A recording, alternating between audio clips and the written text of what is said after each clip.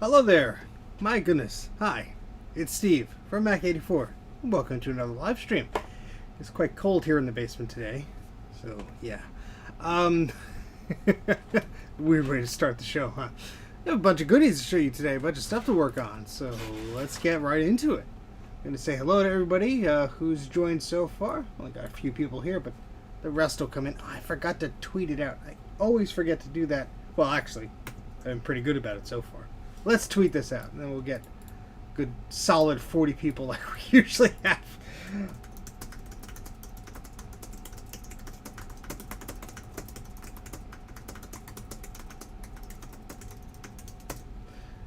Alright.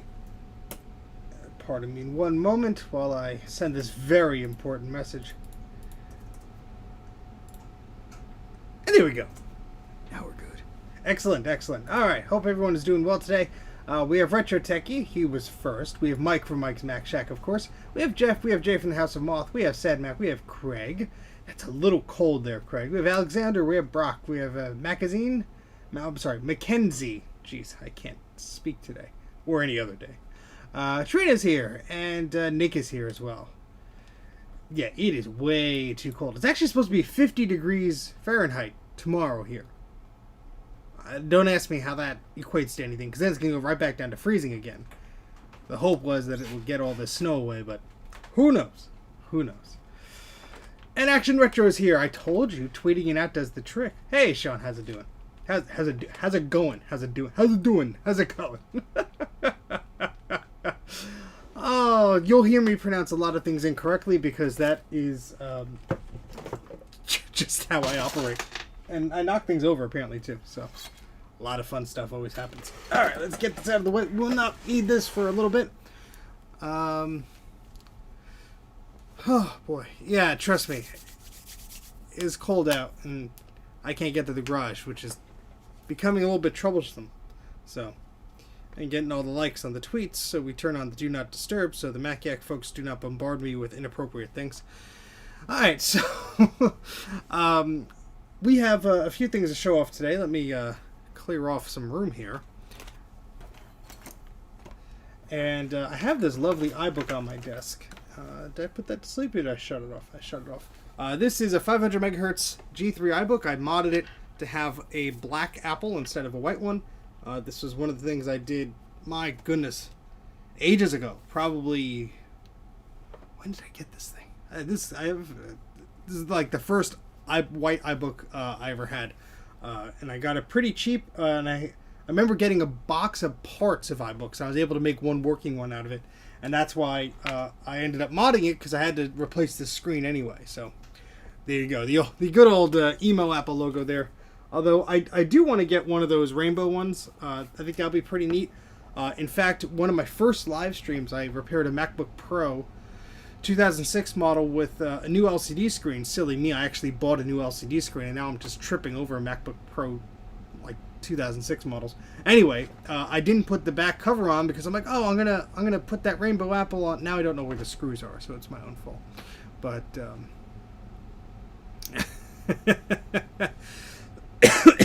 the best phrasing, as always, comes from Sean. Alright, so we're going to put this iBook aside for now. And I'm going to talk about some goodies I picked up fairly recently. And everything just sort of came at the same time today. I did not expect a bunch of mail, but I got 4 packages in the mail. So, my goodness. The first one is the smallest here. This is a Mauser package. Excuse me. And so, got some goodies.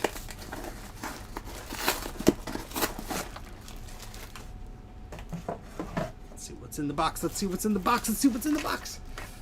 Point the camera down so you can see what the heck I'm holding. There we go.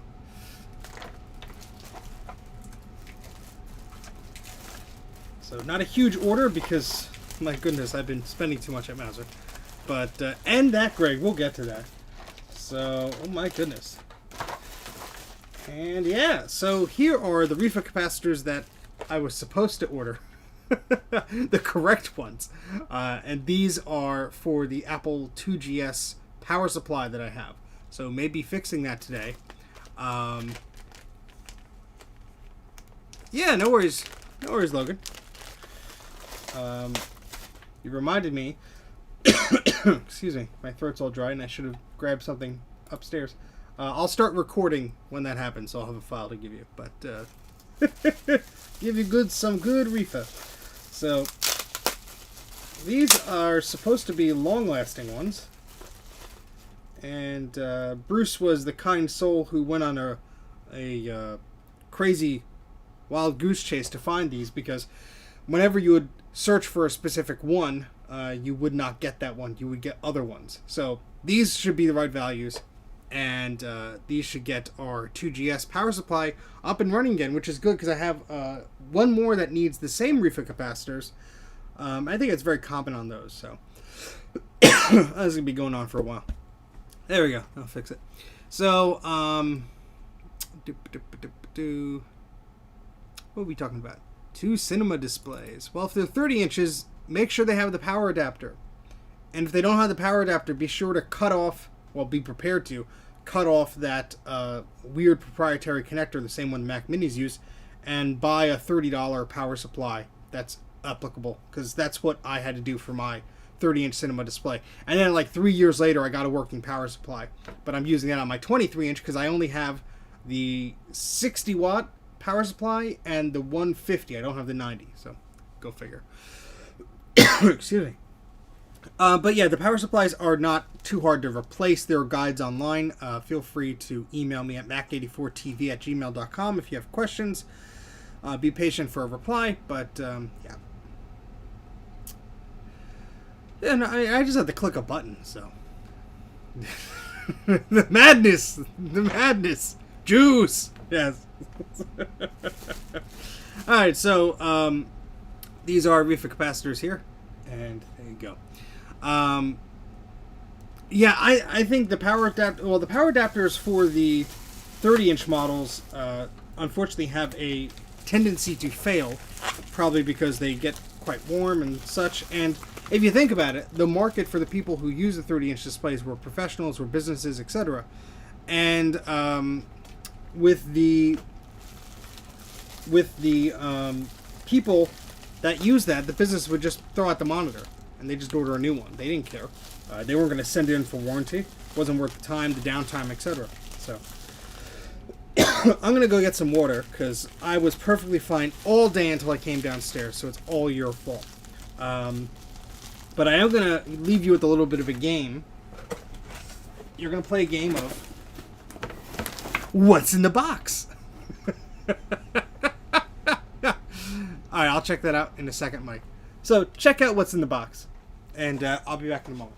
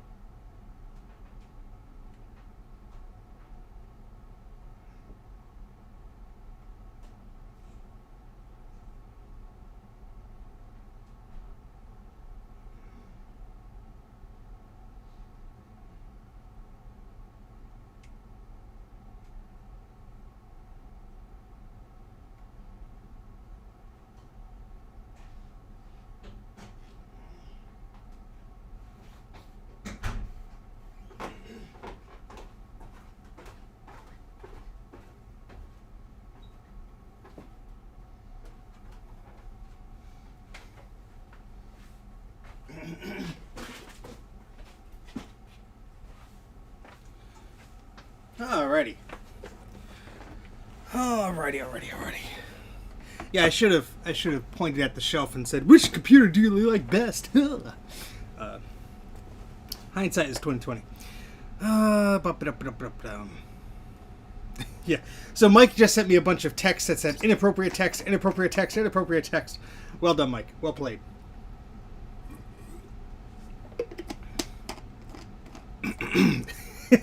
A lot of these things would not fit in this box.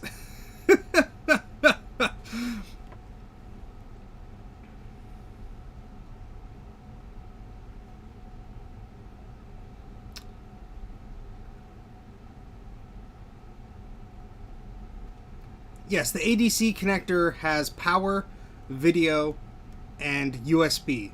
But that's not for the cinema displays. That's for the plastic displays. Well, some of them are called cinema. The plastic displays with the plastic housing has ADC. The silver ones have DVI. A cheese assortment. Your finest cheeses, sir. At Mac84, we dish out fine enough cheese on a daily basis for everybody else. So, yeah, I eat. There's plenty of cheeses that don't got the milks in it. All right, so who wants to guess what's in there? Everyone has did some guesses.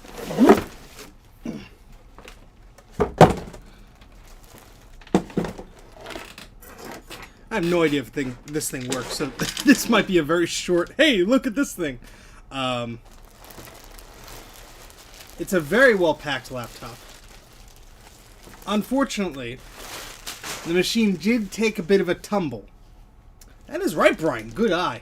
This is a PowerBook 3400C. Now, unfortunately, right as the individual who was going to send it to me was loading it into the box, he dropped it.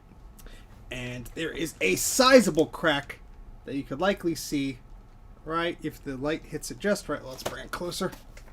Right there. There's a huge crack that leads from here all the way down here. That's a crack, not a scratch.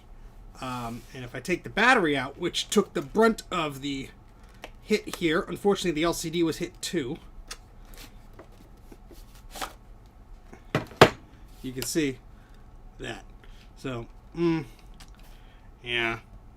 But I was buying this for parts. It is still a parts machine. The LCD display is holding together for the most part. Some of the plastic clasps have cracked, so the housing is a little bit loose here.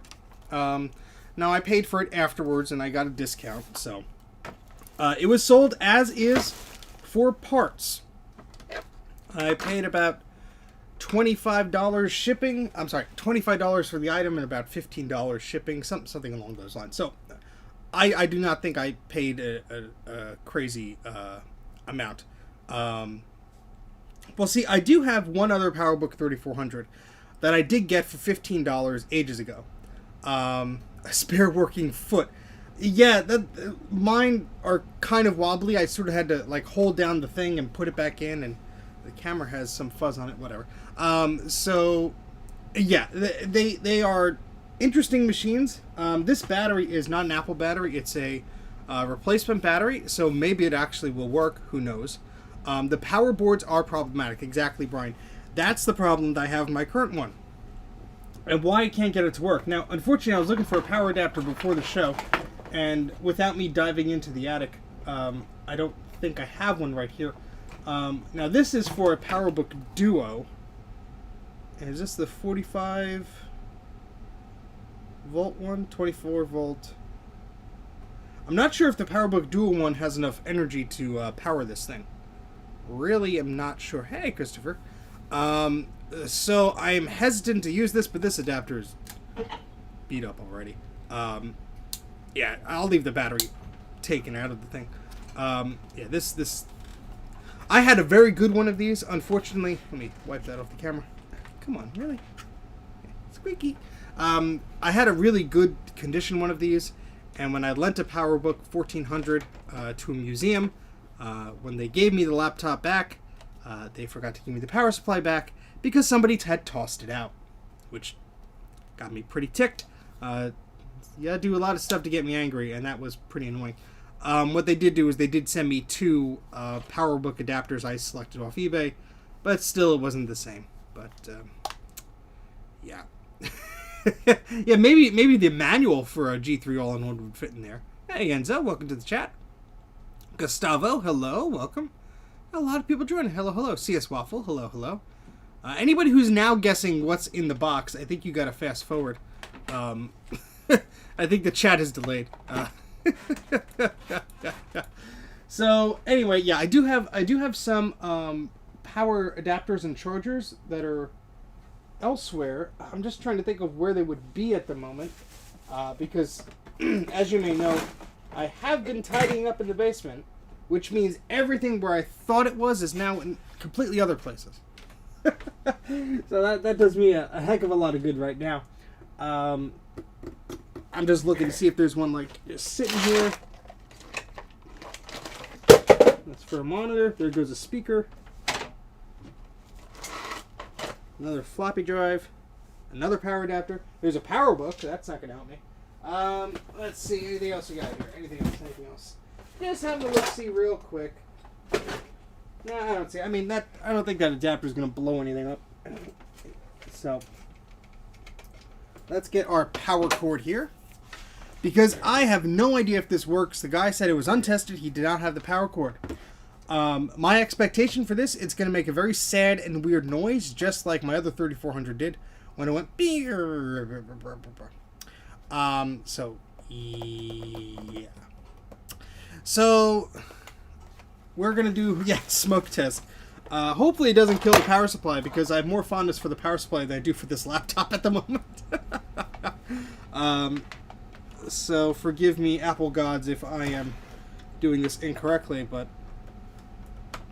interesting notes on the back of this. We have a VGA port, a HDI SCSI port, serial, Ethernet, infrared, floppy drive on this side. You can accommodate this with a CD drive or a different media if you want to. PC card slots, sound in, sound out, and hidden behind here, an ADB port. How about that? Something that the PowerBook 150 that Mike was playing with sorely lacks. Come on, no ADB port? I mean, come on. Ridiculous. It does look pretty, so let's see if it blows up or not. Ready? 3, 2, 1, go! There's a power button on this thing. I mean, that's a startup button, but sometimes they have power buttons in the back. Which this one doesn't, so... yeah, nada. Make sure this is actually plugged in, which it is.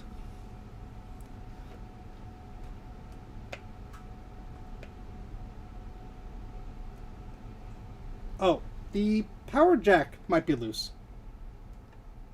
I moved it and it made a noise. Yeah. Oh! That scared me a little bit. I'm holding the power jack up just a little bit. I hear the hard drive spinning up. Oh boy. Oh, I hear clicking.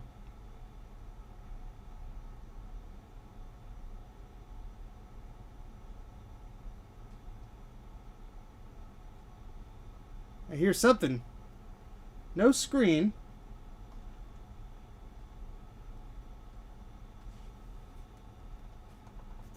I'm going to let go of the power jack. Yeah, that power jack is loose. Very loose. So let me put something behind it. How about a doorstop of an old laptop hard drive?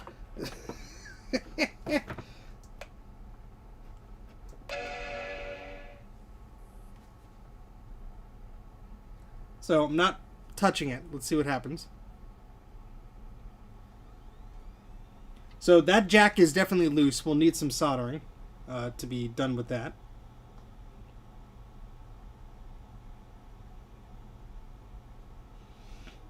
Now, who knows when it dropped? Maybe something got disconnected. Yes, this is a PowerBook 3400C. I've never seen one of these up and running before. So we could have multiple issues here. Well, I see there's a crack in the screen bezel too. Well, this poor little thing has been through a lot, hasn't it? Poor little guy. I mean, you could put a floppy disk in there, see if it tries to seek the disk. Seek out the disk. It is the chosen disk. Where's the stupid slot for it? Come on.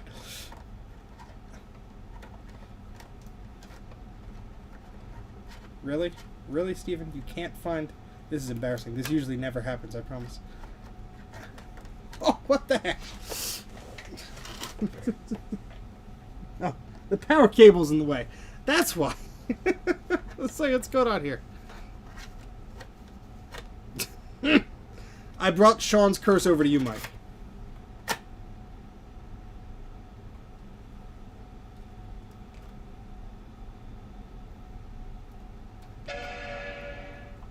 Reset the PRAM. Hopefully it doesn't blow up the machine.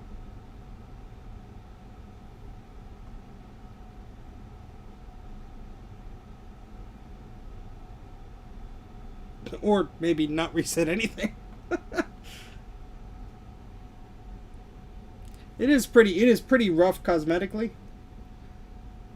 Somebody put like a sticker or some paint or something on the power key. Yeah, we're not really getting much. I will try plugging in a VGA cable. See if we get anything out of the external monitor.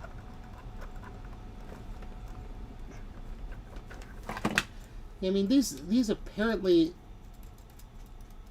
are quite difficult to get working in the first place. So let's unplug the power, plug VGA into it. So at least if we have a bad screen or something, at least we can get video output on this thing. And again, maybe the power adapter is not the right wattage or whatever's. Alright. Excuse me, Mr. Bunny. And there goes all the stuff that I put there, not to lose. Let's put all those goodies back up there.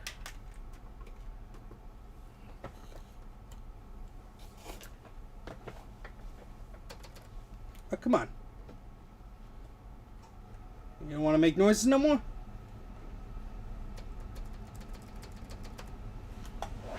Well, looks like that curse came back to bite me, didn't it? Alright, I'm too warm.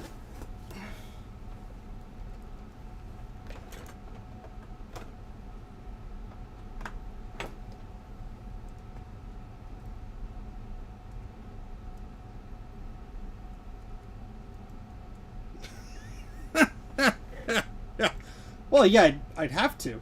I mean... Alright, I'm just going to hold it exactly where it is. I just want to see if we get an image on the screen. Probably won't. But...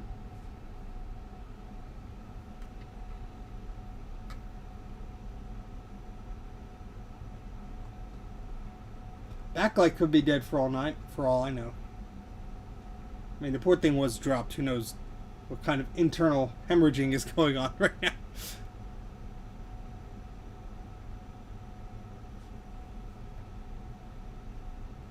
At least it chimes and the speaker works. It's better than the one that I have. I'll tell you that much.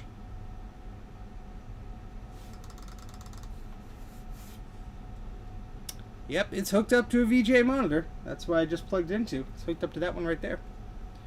Getting orange light. Nothing happening. Yeah, it is the same shortened startup time that was used in the clones and some of the cheaper Macs, it seems.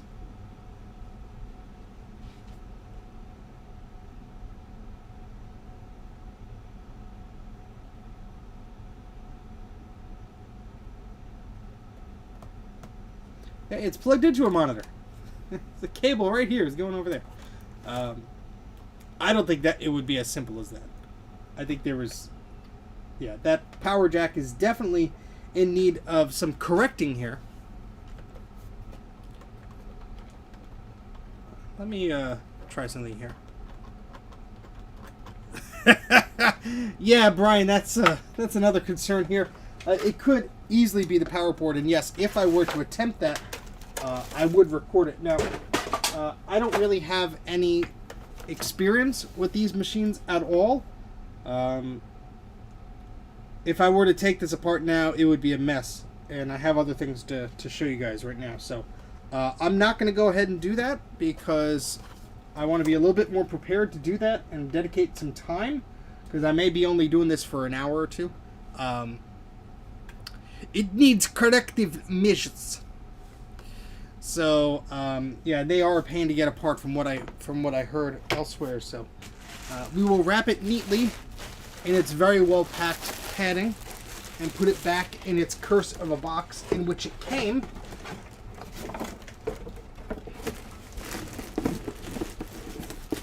Eep! Yeah, I do have a 5300 that is, well, one's in parts, and then one is not so bad. But that was one of the things I wanted to show you guys. I have something else, a little bit different. Where'd the box go? Where'd the box go? Where'd the box go? Open the box! Open the box! Okay. Let's move this camera back.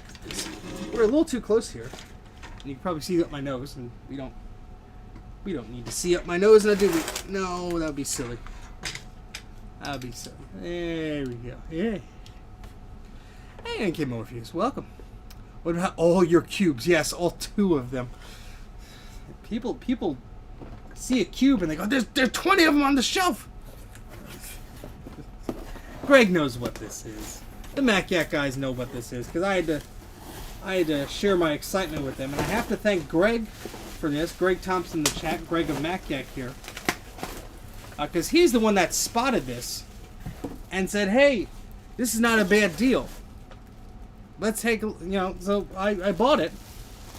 It's something I had already, but this is in immensely better condition than what I have."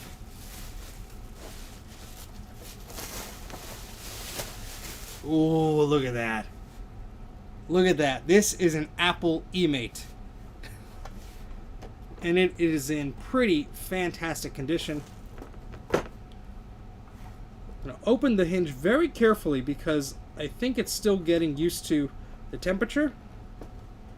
Yeah. I'm going to let that sit for a minute. The hinges might be good on this. I have no idea. I did lift it up before. I'm just trying to very carefully support it at the bottom as I do this. My other one is not as stiff, but I know temperature changes can mess these things up. So if you have a hinge failure, you should fix as soon as possible. Well, I'm not going to close it then. I'm going to leave it on the shelf just like this. Hopefully, Brian, that will alleviate some of the stress. Now I do have the pen with it. When I bought my eMate years ago, it was probably 2009, 2010, a long time ago. And that eMate was in pretty good condition. However, the infrared port was missing, and there was some etching in the plastic and such because it was at a school. So this is a lovely little machine. It is in pretty darn good condition, except for that hinge, which actually, when I opened it upstairs, there wasn't an issue with the hinge. So that's kind of new, but that's okay. We could fix that, I'm sure. The metal tabs that screw into the top case snap at the screw head. Well, that sounds like fun. We're not going to be pushing our luck with that today. Now, the battery, I believe this one has, let's see what sort of battery is on this one. I'd have to take that apart. Yeah, I think this has a rechargeable battery in it from what I recall. Now, I do have a power adapter because this is dead. Ooh, that's great, Brian. And here is a power adapter. I picked this up ages ago for only a few dollars. Its box is pretty beat up here. But there you go. Here's an Apple power adapter. This is made for a Newton. And yes, so Greg was the one that pointed that out. And I said, you know what? That's not a bad deal, even with shipping. Yoink, I'll take it. Oh, is this sealed? Oh, this is sealed. Darn it. Look at that. It's sealed in the package. I have another one that's not sealed. This is actually in a different a different form factor than the one I was expecting. For information on this product, refer to the English manuals that came with your device. Warranty. I don't know if I actually want to open this right now. I'm being completely honest with you. I know I have one that is open. Let me go grab that. Because even though this one is beat up in the box, I think I want to leave it as like a prop type thing. Yeah, this one, let's see the rating on this one, Brian. Because the one I have is a bit bigger. Yeah, this is a 7 volt, 0.5 amps. I think the other one I have is a 9 volt. Yeah, no, I'm keeping it. I'm not gonna open it. People who know me well know I am stubborn and I do not give in easily to peer pressure. So, Nick, what does that have to do with anything right now? Jeez. I had a cat's name once and his name is right. Alright, so this is rated 7.5 volts, 1.2 amps max. So let me see if I could find that power adapter. I believe it is with the 2 bins that are on the other side of the stairs over there. So I will pick those. I will go get that in a second. But I just want to bring the camera in closer on this thing. Well, that's not peer pressure, Greg. That's just that. Whenever it's Apple stuff, you just have to give me a gentle prod and be like, "Come on, Steve, do you want this?" And be like, "Okay." That's my weakness. Okay, so this is a lovely eMate. It looks a lot like a clamshell iBook. It is very, very neat. The camera does not do it justice. It is very green. On camera, it looks more like a pale bluish, but this is a very, very green machine here. A green, lean machine. And it's pretty nice.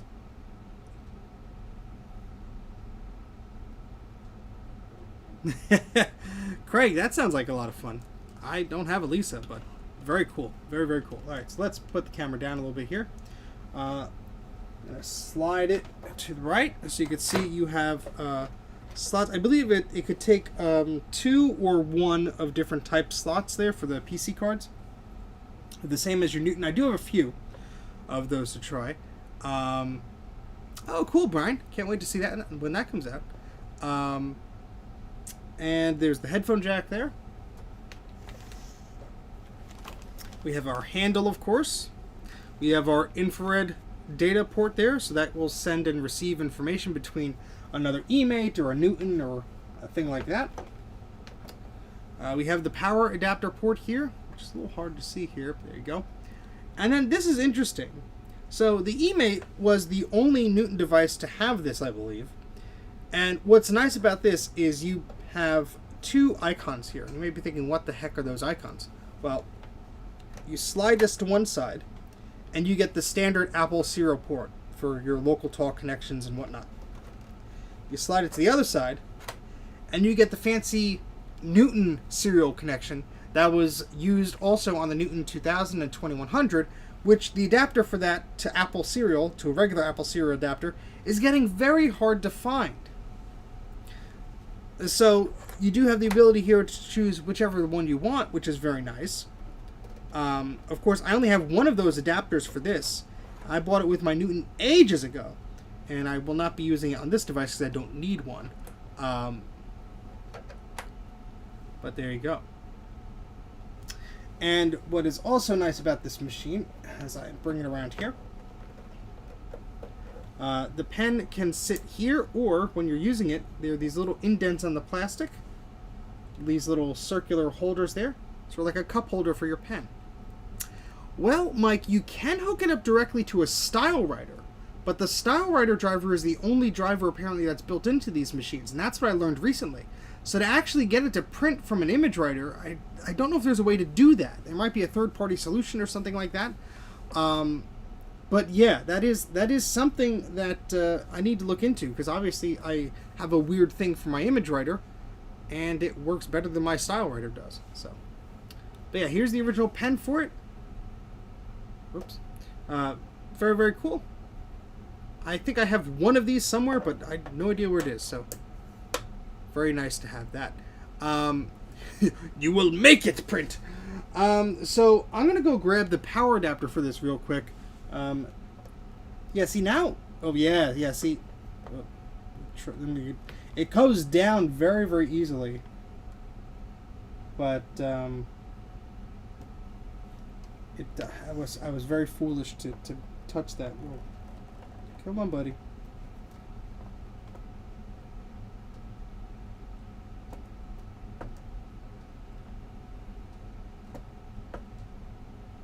Okay, I will not touch that in the foreseeable future. Alright, let me put the camera back on the tripod here. I really do hate to leave you guys and rummage around in bins when you can't see me. So I'm going to point... there we go. Maybe. Hi. There we go. So I'm going to point at my shelves here. You can count how many cubes there are on those shelves. And that monitor's going to block your view there, but sorry. And I will be back momentarily. I just want to look and see if I could find that power adapter so we can see if this thing works. So, yeah. I'll be right back in a moment. Sorry, guys.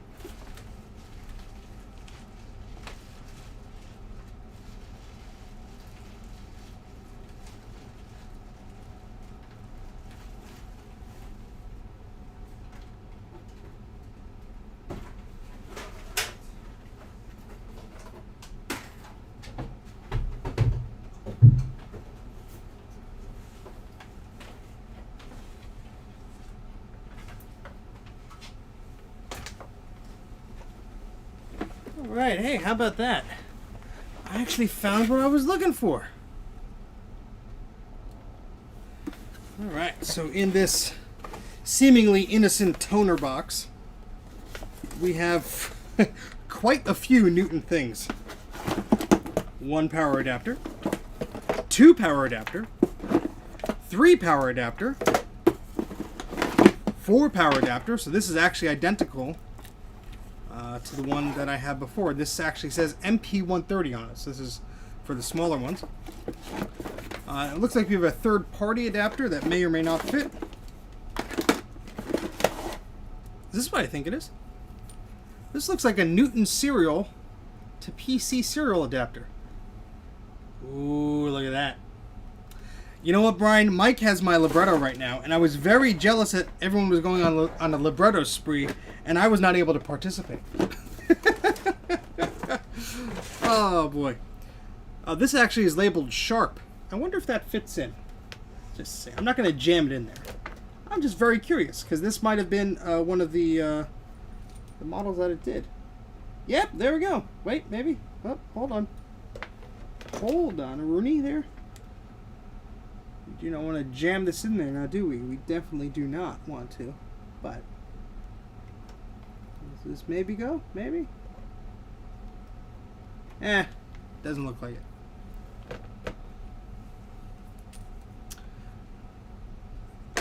Alright, so these all have Velcro on them. I did get quite a few Newtons. That's what all these power adapters are going to. And I do not have the time to show them on today's stream because I don't know where the hell they are. But I will say I'm not keeping all of them.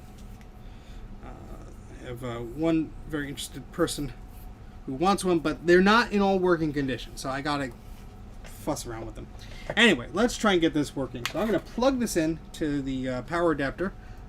This is a 9... Oh, yeah, this Velcro is just all gooey and sticky. We are taking that off and putting that in the trash.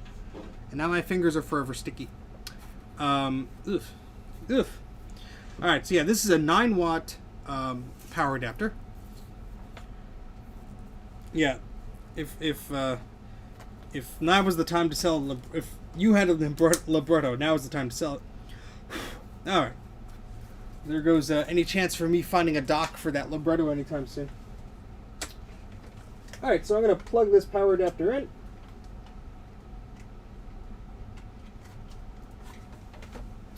I want to see if this eMate has any life left in it. I sure hope it does.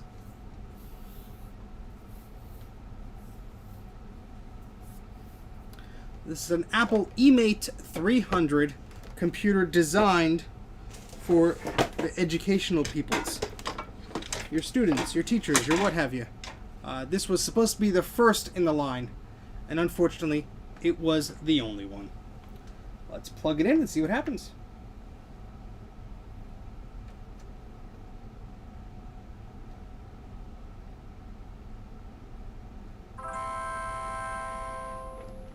Well, we get a chime. Nothing on the screen, which is concerning, although... Oh, there we go, there we go. It was just the contrast. Whew! That was a little worrisome one for a second there. I was like, wait a second! Don't tell me it doesn't work. Because this wasn't cheap. Alright, so let's get the pen out here. We have to calibrate the screen here.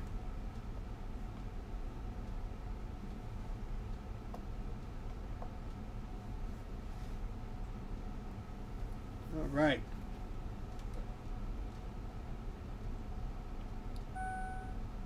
There are no documents in your folder. The system was restarted because all power was removed. Yeah, I believe it. Alright, so let's close this. Let's go to our extras. And I'm going to bring the camera a little bit closer. Ah, very cool, Brian. Alright, how am I going to prop this up? Let's see if that wants to work. Alright, so that's a little bit better. Let's try and get you guys a little bit closer. The screen on this is, the camera rather, is very wide angle. So, yeah, just a little behind the scenes thing. That startup chime of bring. I actually used that in my Macintosh clone video. I don't think many people noticed it. When I showed the Unitron logo, I sort of played this chime a bit backwards, and then I play it reverse again, the correct way again. So that's a little Easter egg there. Yeah, let's see if the backlight wants to work here. There we go. Look at that. Oh, man. Let's see. Can I turn that light off easily? Probably not, but look at that. That is beautiful. Look at that. Oh, you can see me. Hi.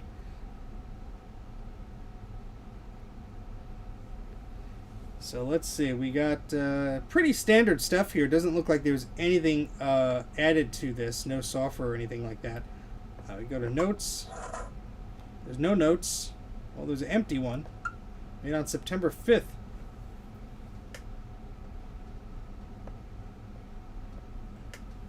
Oh, little happy guy there. And I thought that was a period F apostrophe. Well, you can just scribble that away. Let me try and get a different angle here so it's a little bit better for this camera to understand what the heck we're doing here. Because cameras really don't like backlights. So, let me see if I turn that off. Makes it worse. Yeah, just this is also very reflective. Let me see if I can play around with the camera settings here. The focus, that might be able to help. Hold, please.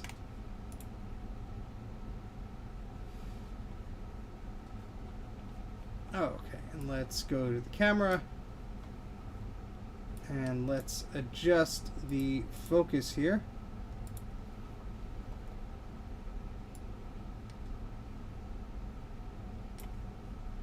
Let's see if that helps for now.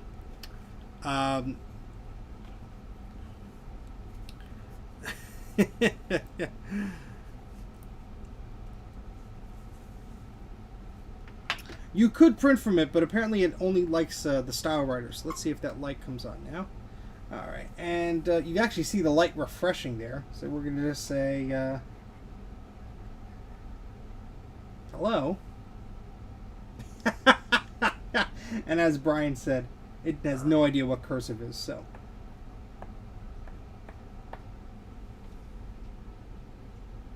Okay, close enough.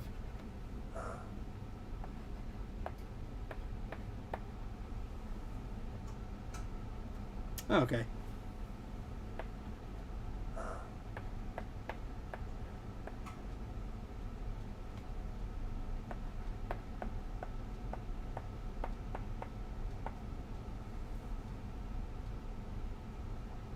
It had to be done. Alright, but of course this beautiful thing has a keyboard, so we can type on this fairly easily and not really worry about all that scribbling nonsense. There we go. So it says hello.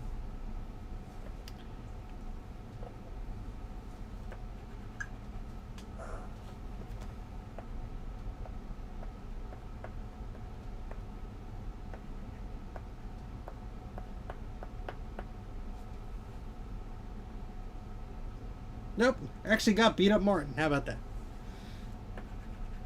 No eating up Martha for us.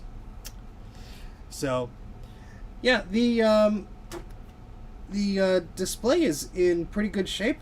No problems there, which is nice. We do have the brightness and contrast sliders here. The brightness one seems to do pretty much nothing. The contrast one works. Take the light off, maybe the... Nope. Yeah, I don't know what this is then. Or it's probably just broken, who knows. But I paid $50 for this thing.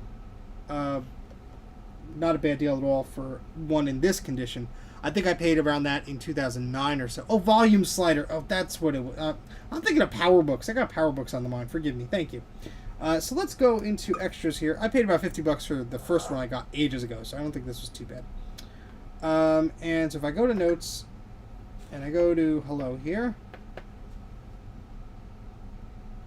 and then we hit the send button, is it? No, that's for infrared. I haven't used one of these in the longest time. Is it extras we go to? No. That's sorting notes, preferences, forgetting how to print from this thing. Try making noise. Yeah. It's all the way up top now, so.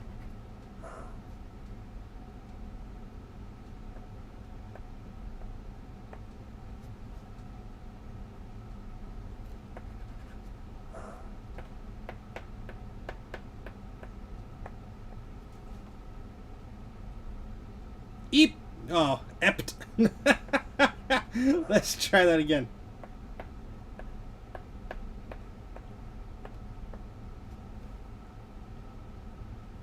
Eep. Is there a dedicated print key? It wouldn't surprise me if there is. I see close, extras, dock, send, receive, scroll, overview, scroll, undo, find, and assist. Maybe it's assist. No. Don't think that's going to do anything. There, oh, wait. I think it's the envelope. Yeah, here we go. Print note. Oh, of course I said beam. No, I don't want to fax it. I wish I could fax it. Trust me. No, I don't want to do that. Yeah, I think it only comes up, yeah, StyleWriter 1 and 2, which I have. I have a StyleWriter 1 I could send it to. Or I could choose a network laser writer or other printer. Yeah, see, it has the StyleWriter 1 and 2, the 1200, the 1500, 2200, 2400, 2500. Now, I have the 24 and the 25. HP desk writer. Oh, I have this! That's right, that's what I was doing! I have this printer over there. This LaserJet 5MP IRDA, I have that right over there, and it's powered on. However, that infrared adapter I have does not seem to work. I tried to do a video on this ages ago, literally a few years ago, and I wanted to beam a document to print from a Newton or an eMate to that printer, because I have an HP LaserJet 5MP, which works great. And the thing is, I got the infrared adapter for that HP, brand new in the box, mind you, brand new. Plugged it in, printer doesn't recognize it, it acts like there's nothing connected to it. I don't know if I had to configure it or what, I tried. I could not figure it out at the time. And lo and behold, I found another adapter sealed in the box from some stuff I got from work. So, yeah. Yeah, UNNA is excellent. I'll have to check to see if they have, if there's anything for additional printers or whatever, because this is all you get. Where'd the backlight go? So, yeah. So, yeah, I mean, I would love to just print out stuff to an image writer right now, but I don't think it's going to actually know what to do. Yeah.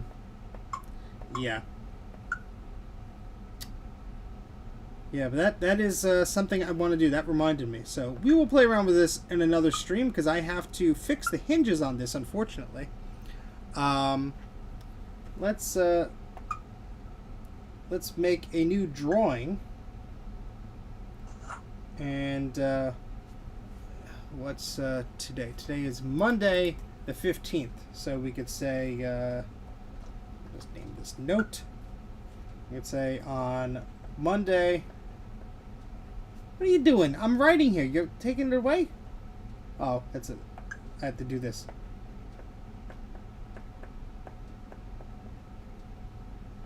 Live streamed.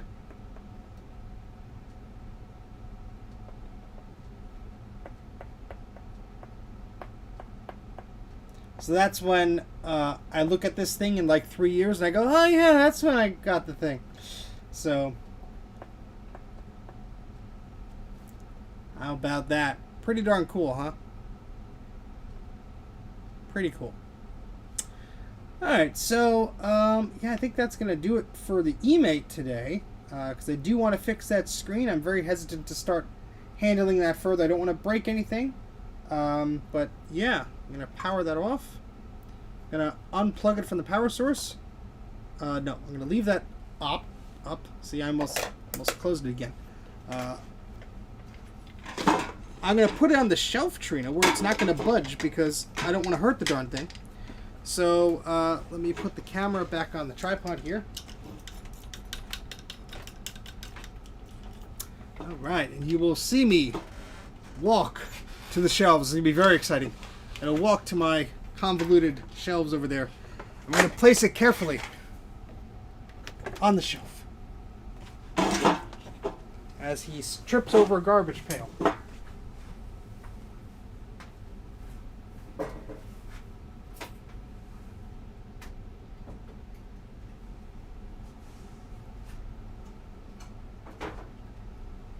Right next to the Newton there. Perfect. So he avoids stepping on printers. That's where the printer is over there. Do I have that adapter for it? Where'd that adapter go? It's somewhere. Everything's a mess here right now. Yeah, I know where it is. Anyway, that's that. This is something else. Come with me over here for a minute. As I sit back down in my big chair. Alright. Behold the new mess! Okay. Yeah, hopefully that thing doesn't fall. That'll be cool, Brian. That'll be neat. Alright, let me take this Newton power adapter out before I forget it's there.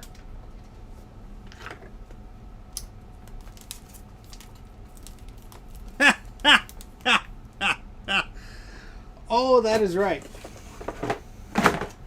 So, my pal Mike and I have been trying to get together for weeks now, months now, even longer. And you remember what insanity occurred when Mike came over last time. We were streaming for too long. So the tentative plan is to have Mike come over this weekend and play around and have a good old geeky time. Weather permitting, because the weather sucks. So we'll see. We'll see what happens, but that will be a lot of fun, I think. I have a bunch of stuff to give to Mike. Mike has a bunch of stuff to give to me. So we'll do a prisoner exchange there. And I think that will all be very exciting to anybody who tuned into the last one. I think we had a bunch of fun. So thank you for reminding me, Mike. Yeah, I'm going to go take a bathroom break. You're going to see Mike, like, shoving things into his coat pocket.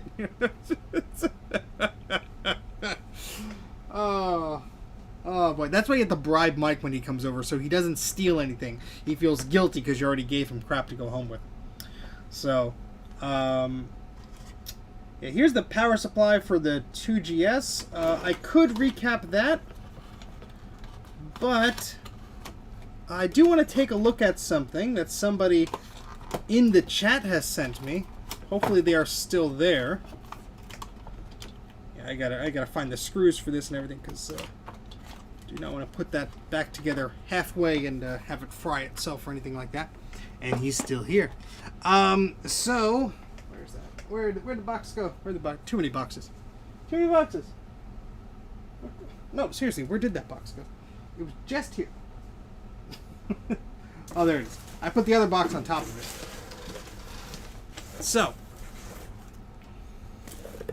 a shopping list.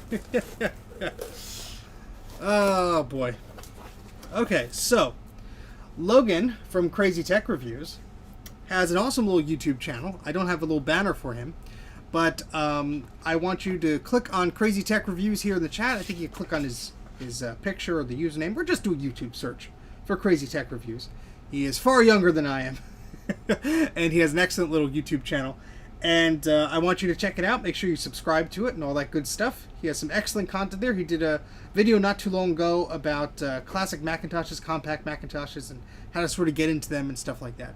So I didn't have time to make one, sorry. But what had happened was he was looking at a Macintosh Classic board and was having a bit of a difficulty with it. And he wasn't using flux. I mean, come on, Logan.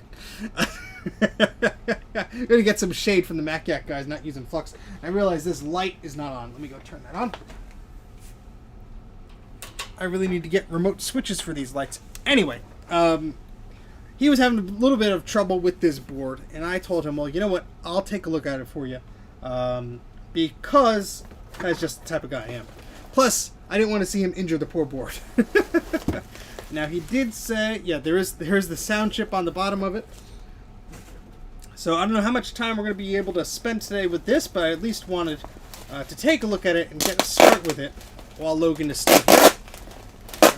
He was a little bit worried about it arriving intact, but thankfully it has arrived very intact. So we'll take out this sound chip, and we will eat it. No, we're going to put it to the side. Get it? Chip? Food? I guess not.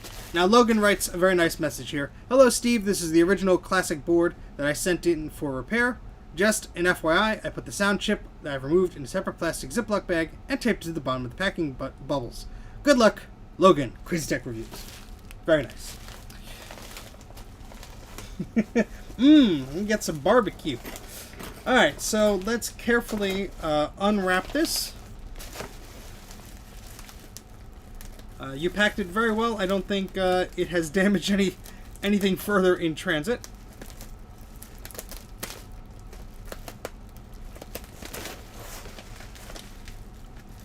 Just when I thought the Mac Classic boards has stopped, you send me one.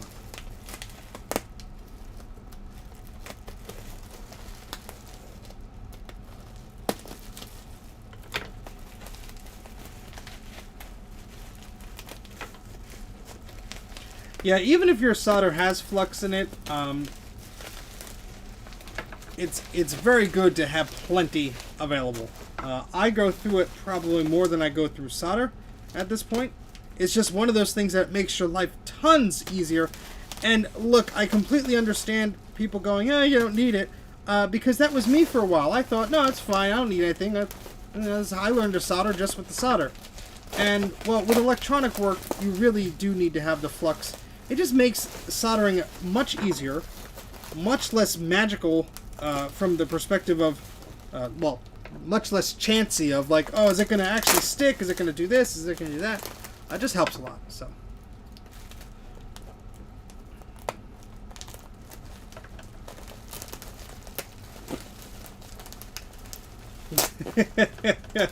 Oh, I love Weird Al.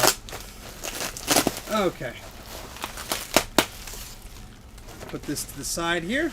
I'm going to reuse that when we send this puppy home.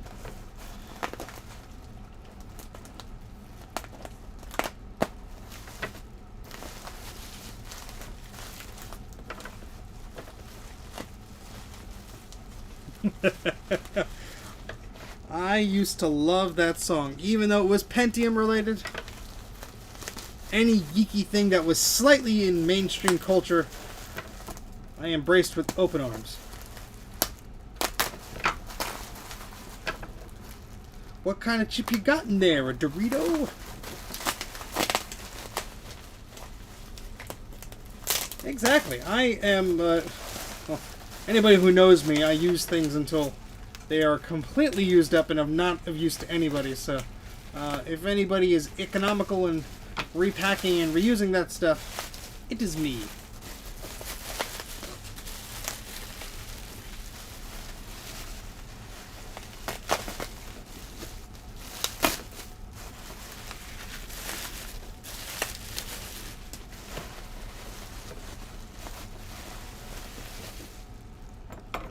Okay, so now that we've unwrapped the mummy here, we could take a look at this lovely little Macintosh Classic. And forgive me, because my mind is made out of Swiss cheese these days. You were getting a jail bar pattern with this, is that correct? When you first took a step into it, Logan? And get pulled over by the police, Mike. Let's change the focus back to auto so you can see my face in beautiful standard definition as we switch over to the microscopic camera, which does not want to work today. Oh, is this going to give me crap today? It better not. It better not, man. All right, let's plug that in. Let's go to the camera again. There we go. Oh. It went out. What are you doing? What are you doing? You were there for a second. Oh, don't do this to me. Yeah, for some reason, I think, and Bruce's had happened too to him. So there's something going on. There's a curse going on where these cameras are just not cooperating. And hopefully it doesn't take down my whole OBS stream like it did to Bruce. Because that would be embarrassing. Ooh, it's not having it. It is not happy. It is not happy. It showed up for a second there. All right, let me just unplug this for a minute. There's some dust on there, because why not? This is a USB-C cable. I don't really have any USB-C cables that aren't like a foot long, so.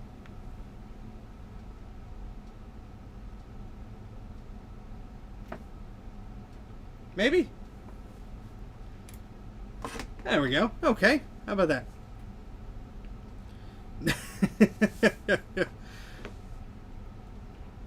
Oh, come on, Greg. That's a foul shot you had there. Alright, so this is Logan's board here. This is a Macintosh Classic 1. So we can see the capacitors have been removed. And we can see that is what happens when you don't use flux. I'm not trying to make a fool out of you, Logan, or anything. I'm just explaining here.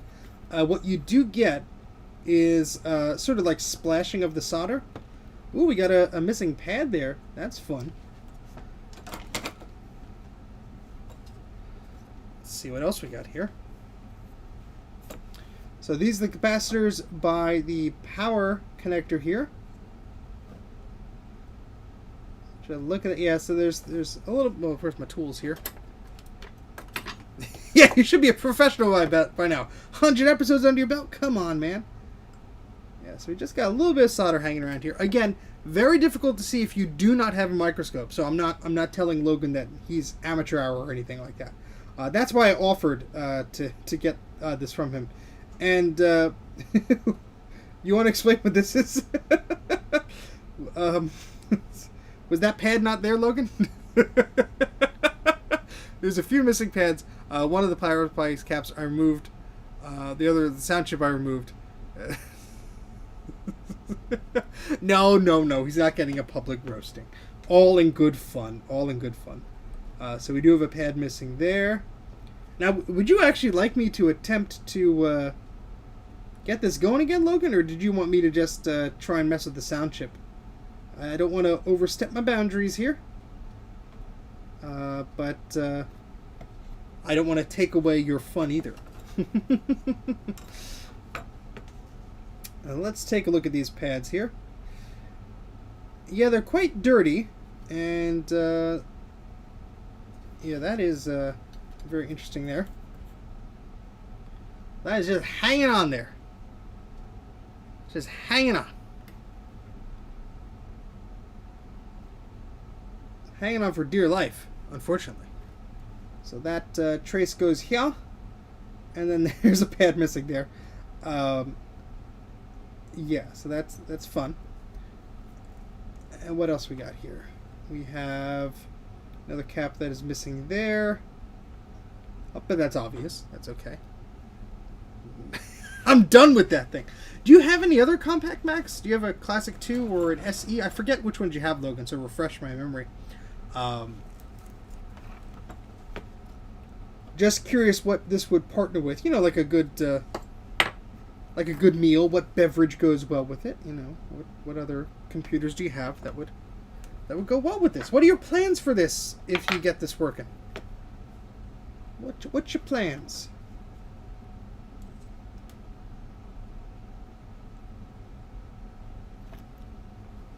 Just a Plus and an SE. Okay.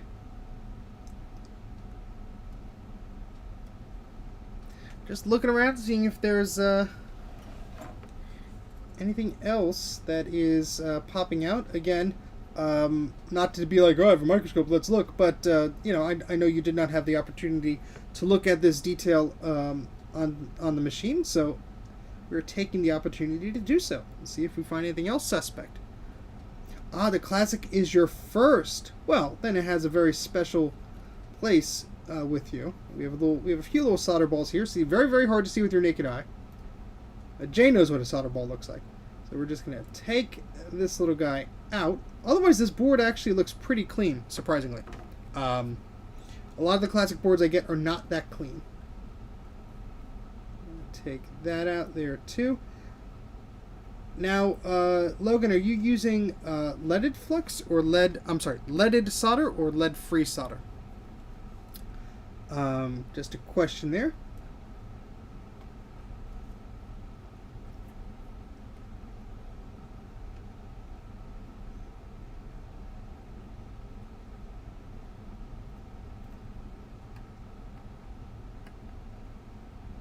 That might be a break there.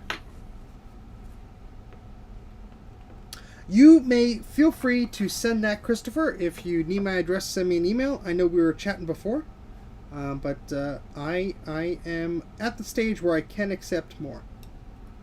Yeah, this looks like that might be a break there. And you would never be able to see that because it is so freaking tiny. I mean, look at that. We're going to do a little test here.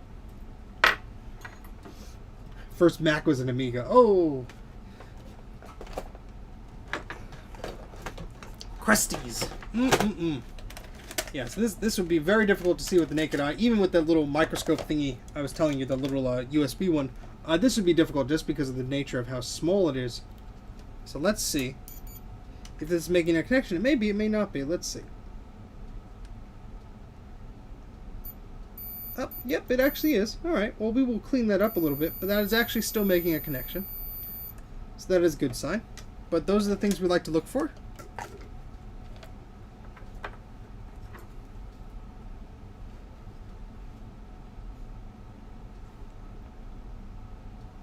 Oh, we got some bad traces potentially here. These could just be scorched a little bit. Oh, look at that. Those are over here. That's right. It could also be the corrosion making that connection, so we will be fixing that up. I'm getting any of this gunk off of these areas here.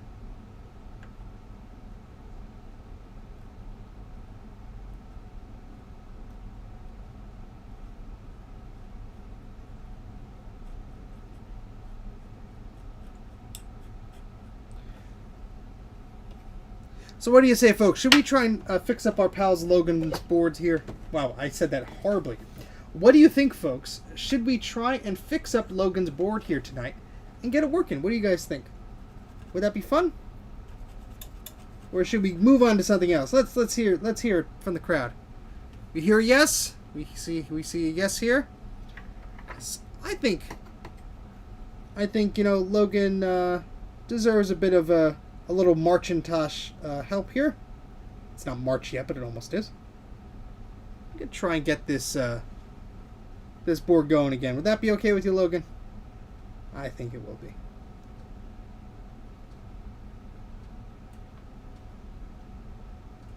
Everyone's saying, fix it, fix it, fix it, fix it.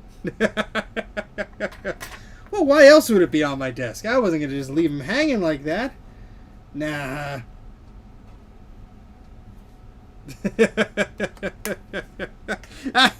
Brian. Oh no, he's giving me a countdown timer. Alright, we will fix the board and we will do horrible impressions as we do it. To make an Irish Arnold. And all these other things that the MacGat crew accuses me of doing intentionally, but I don't. It's just when I ever do voices, they just like transform into another like instantly. I have no control over it. And it's a horrible, horrible, horrible curse. Break it more! No, let's not do that. Alright, so let me get this little thingy. Oh, come on. You know what? It's just there. It's gone. It's gone. It's gone. It's gone. It's gone. It's gone. Alright, so what I'm going to do first is turn on the soldering iron, because if that's not on, well, we're going to run into a trouble here. And let me get my patented Brankus Creations guide here, and I will put up Bruce's banner here, even though he is not here. I mean, what is up with that? He's probably doing work or spending time with his family. I mean, come on now. What's more important than looking at stuff, especially since, might I add, he was very curious about when I was going streaming. No excuses. Huh. Alright, so let's bring up our Macintosh Classic. It's a Color Classic. That's a Macintosh 2.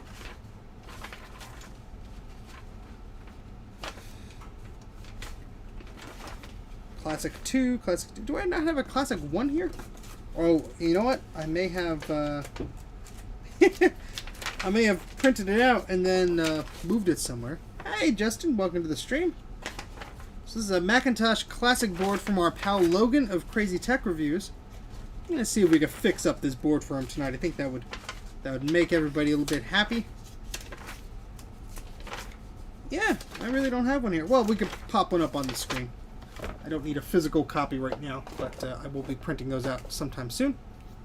I probably just took it out from the last one. It's floating around here somewhere. But alright, so we will do that real quick. So let's go back to the microscope, and let's change that text here. Oopsie, let's change that. That says what we're working on, because we're not working on that. We're working on a Classic.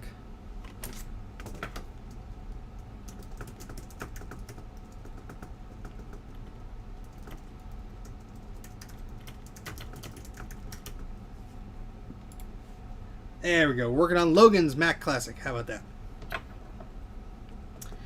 How about that? You have one more shot to do. I know how that is. I actually have... oh, where is it? Is it still around here? I had a sheet of paper that was a shot list for the Macintosh Clones video, and it was just like scribbles all over it. No, I need this. No, I need this. It's just absolute scribbles. It was typed, but I just wrote all over the darn thing. Who knows what I was thinking at the time. But, yeah. Okay, so what I'm going to do is we're going to start cleaning up some of these pads. So, Logan, I'm going to be a bit more instructional about why I'm doing things and et cetera, et cetera. Not that you don't know this already, but also for everyone else who's watching. I should plug my phone in, because it's probably almost dead. Yeah, there we go. We're in the red there. Okay, so let's pop that over there. Yeah, see that's the thing. We'll put this little chip over there. With the clone video, there was some things that I knew I wanted, and actually, if you're on Patreon and you see the early cuts of it, there were some shots in that early version that just did not make it to the end because I felt like I didn't need them. But Alright, so that soldering iron is going to warm up. Let's move some of our plastic friends here so they don't get accidentally melted by anything. And we're gonna clean up some of these pads here. No, you did not use hot glue, so I have faith in this board yet. What does concern me is a little bit of areas like this, where you have where the component is connected to on the board, and you have a bit of discoloration there, which sometimes could be a break, and sometimes it could be fine. So let's follow that.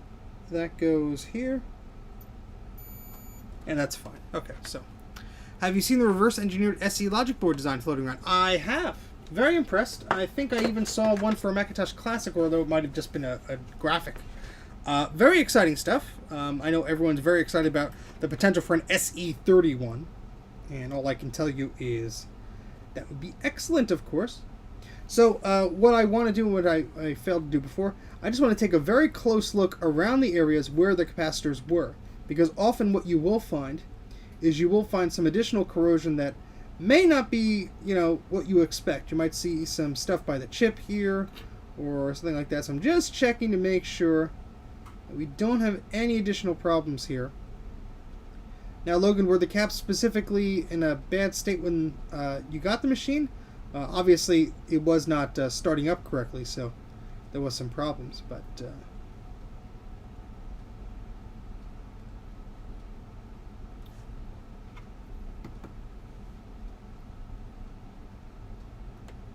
get this little piece of solder off the board. See, having flux really helps with little balls of solder and stuff like that. It tends to just adhere them all together and keep them in one spot. It's not perfect with it, but it really does seem to help out a lot. So,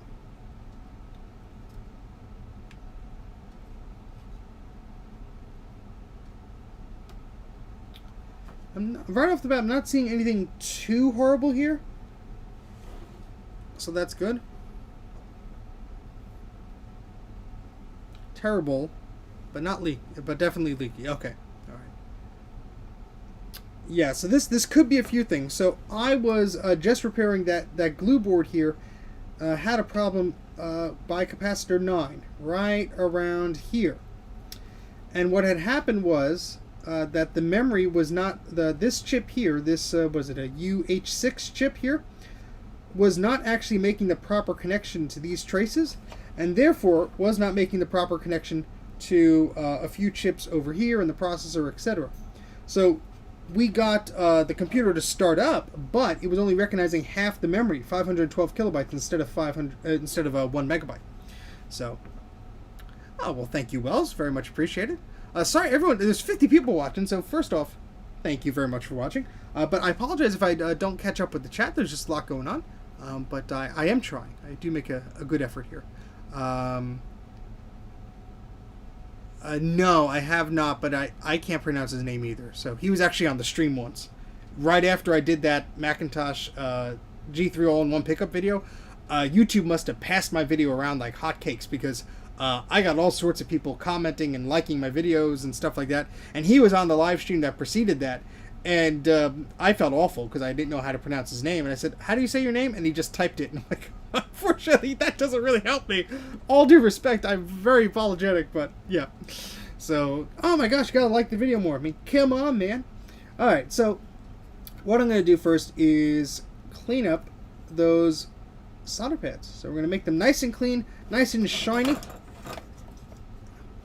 Put a bit of a Bruce twang on that because he's not here to defend himself. So, love you, Bruce. Where is my flux? Where did it all go? See, I've been bad mathing. There we go. There we go. I got the flux. All right, so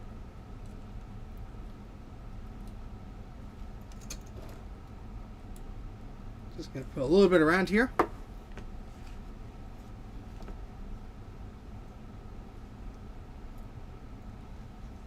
Sai-vi-rai. Okay. I will not be able to remember that for more than 5 seconds, but good to know. Alright, so we got our little tools here. We got our solder. We have our wick, which isn't the best one, but it's the one I got right now, so that's what we're going to use. And what my plan is to heat up the old solder, and then we'll remove it and have nice happy pads, hopefully. And Trina didn't remind me about my fan. How dare you? No, just kidding, of course. So I don't breathe in all this lovely smoke. And I do need to get a fume extractor. That is on the list. Rest assured, that is on the list. Alright, so let's take a look at capacitor C9 here. C9! K9! And, here, Ludium Q32 space modulator! There we go. And we're gonna get all that old solder off of there. I know some of this is probably new solder, but we want to start fresh here. That was a terrible Marvin the Martian impression there. I'll try and do a better one later. Gotta sort of warm up to those. You can't just dive right into them. Make you look like a silly person. And I know this one has a little wire connected to it. We will try and tidy that up as well.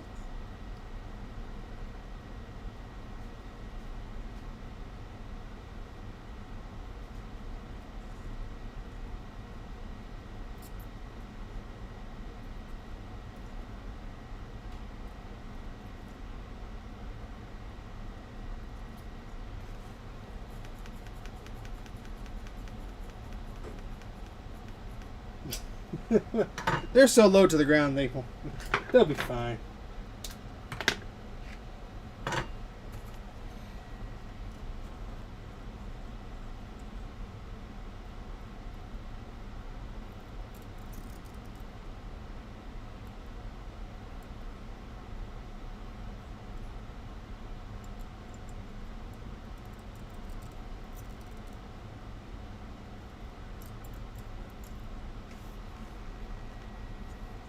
Saving computers is my superpower. Well, sometimes. I can't save my Quadro 840 AV, it seems.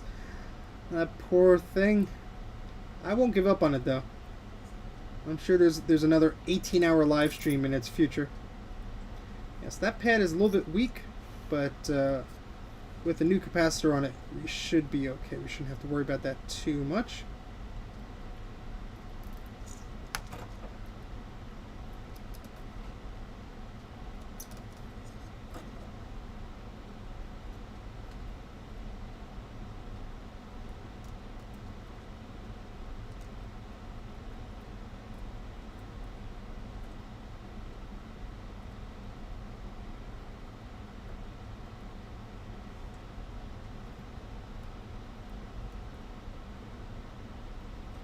Okay.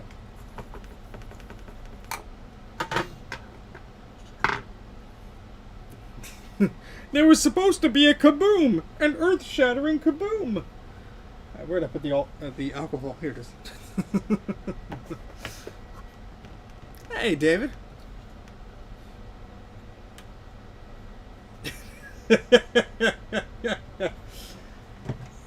We'll let that go, don't worry.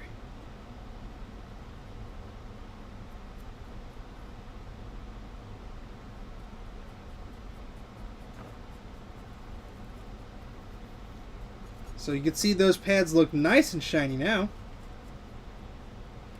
This one is still very delicate, so we'll be very careful with that.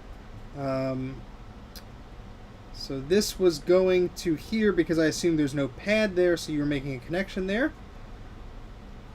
I will be removing that just so we could put a thicker wire there, just to make sure that and make sure it's insulated, because right here there's some exposed bit there. We don't want to risk anything coming into contact with that. I know the board's not going to be too active inside and outside the box and all this stuff, but I want to just take all necessary precautions.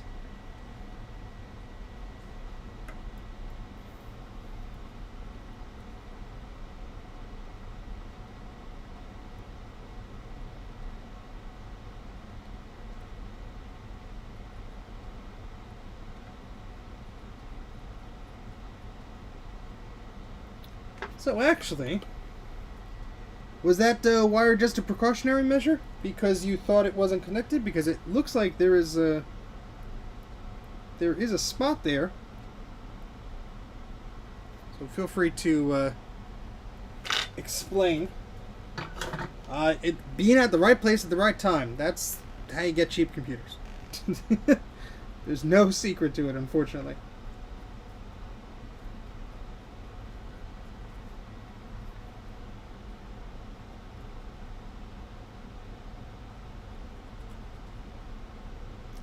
Ooh, there's some nice goo over here, so we're going to fix that up.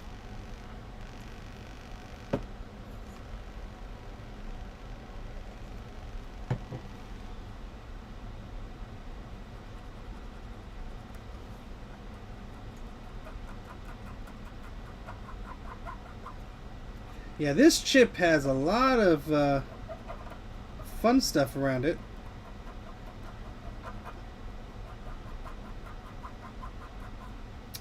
Would not be surprised if there's some damage around this area just because of the amount of capacitors was there. Probably broken trace between that and the intact pad. I don't remember at this point because all of these repairs took place 8 to 10 months ago. Okay, well we'll do a little test with our multimeter, or as my friend Bruce likes to call it, the beepy beep beep machine, which I totally am stealing because that's a much cooler name for it. Alright, that's cool.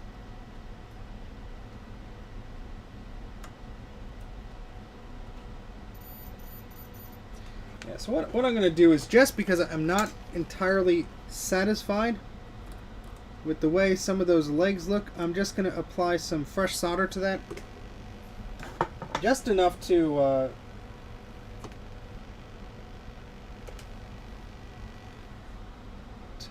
make those looking a little bit better. And you will see everything start to bubble, and you'll see all the yucky stuff that was on those little feetsies there. Sometimes they'll come free in little chunks. Looks like they're coming free in particles here. And don't worry about the bridging of the pins. We will resolve that in a moment. There's not as much junk on there as I thought, but that's okay. Taking all preventative measures here.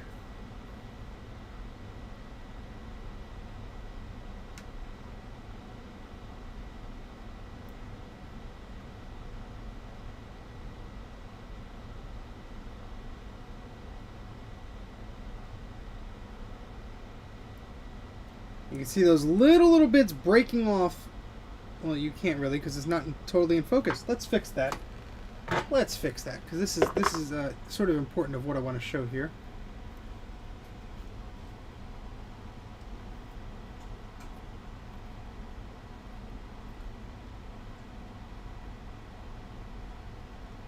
There we go. Well, you know what? Your hobbies are not dumb. Other people may not always have the same interest that you do, but do not let that stop you. Of course, be respectful to your parents, but you could say, hey, look, I'm very interested in this. I would like to do this. I would appreciate your support. Alright, so.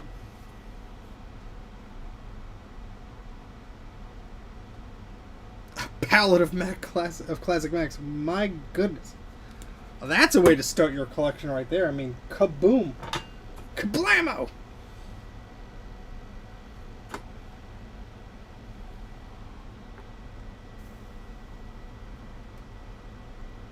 Yeah, see, look at all those little particles go whee!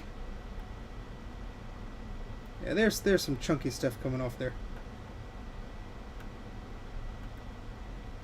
So again, whenever you're suspect about a connection there, it never hurts to flux it up, put some nice fresh solder on there, and then we're going to clean away all that old gunk that was there. So we know now that this is making a very nice and strong connection. We don't necessarily have to worry about old joints sitting there making questionable connections of things.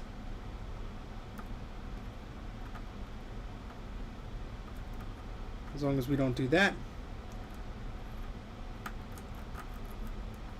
See, the flux makes it very easy to just fluidly mess around with these pins here.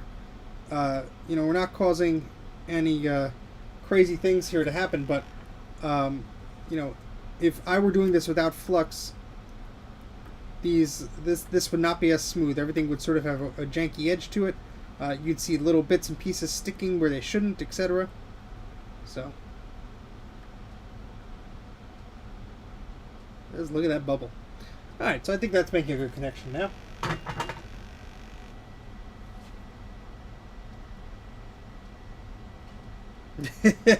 Exactly. You're being quote unquote dumb or not appreciated with computers will save somebody time down the road, I assure you. Especially in your family. There's always somebody who needs computer help. I don't care if it's your grandma, your mom, your cousin, your dad,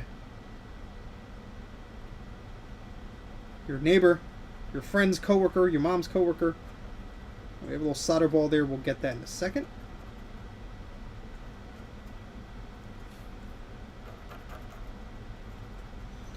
But understanding how these things work, even if it's an old computer, is still applicable to today, believe it or not. You got power supplies, you got processors, you got memory.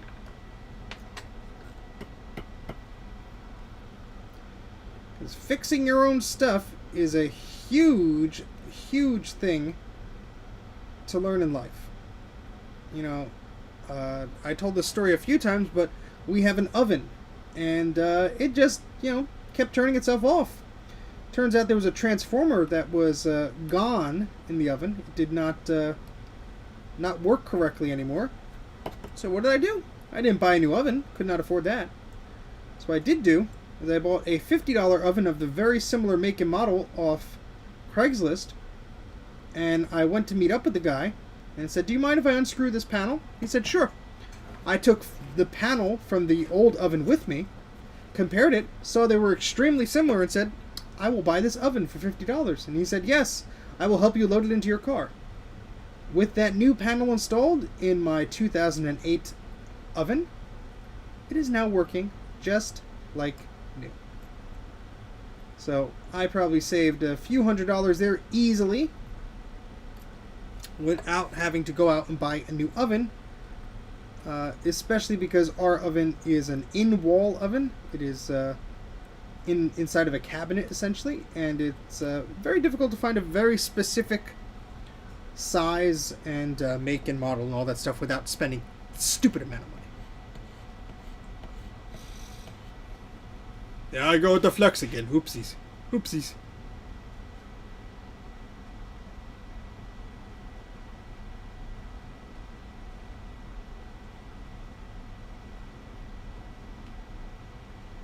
Oh, wow. That is very cool, Brian. Oh, man. I should have you on that Open Talk show, Brian. We can talk about some of your scores. Alright, so I'm just scraping away some gunk here. Nothing too major, but... Alright, so that looks a bit better. Let's go on to the other areas over here and clean these pads up a bit. So where the other capacitors are going, and this is where the sound chip is going. Let's take a look at these. Yeah, this is a little bit crusty. We'll try and clean that up a little bit, but let's focus on this for now.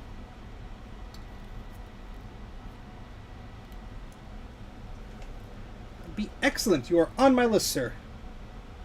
I actually think we're going to do another episode of that. Not this Saturday, because well, pending. So one of the pending dates I had for that was Saturday, but if the weather is good, that may not work out. We'll do that another day. Whoopsie, yeah, that was the loose one there. But that was a lot of fun. I really enjoyed it. I will have James on again. He was a very, very great person to have on, and there's so much more to talk about. So I'd be very, very happy to have him on again. And of course, there's plenty of other people I have in mind. Some people I've asked already, some people I have not. I'm just loosening up this stuff here. So I will be very happy to have more of those little episode type things. I have a Performa 6200 something. I don't know what the exact ending numbers are, because that really just designates like software, or if it came with a modem, or if you bought it, you know, at a Sears or a QVC online type on the television type thing. So you know the specific. I was trying to do this without burning anything else. The specific model of mine is somewhat different. But why do you ask?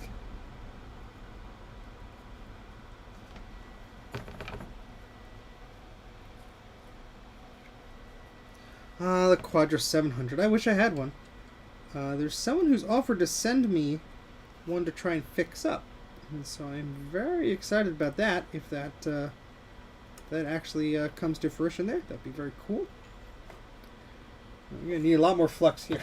Let me cut this wick a little bit here.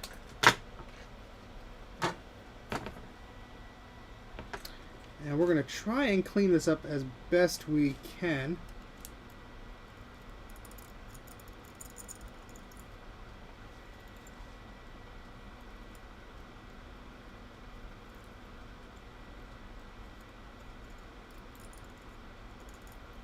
You can see tons of dirt here and grime and yucky stuff.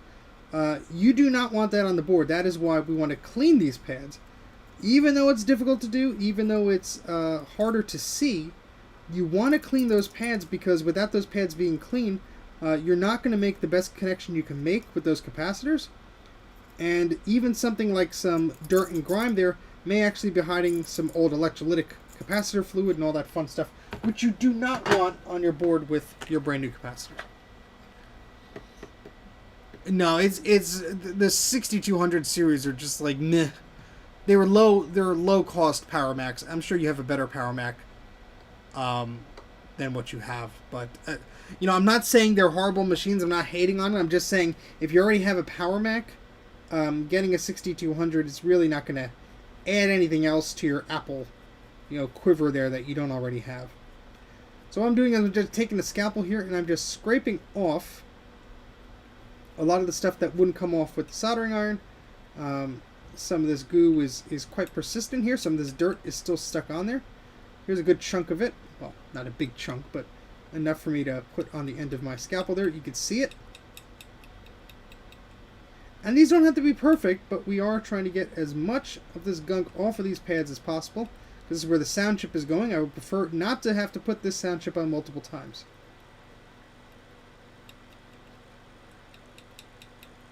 Those pads look okay. Now here is that problematic pad.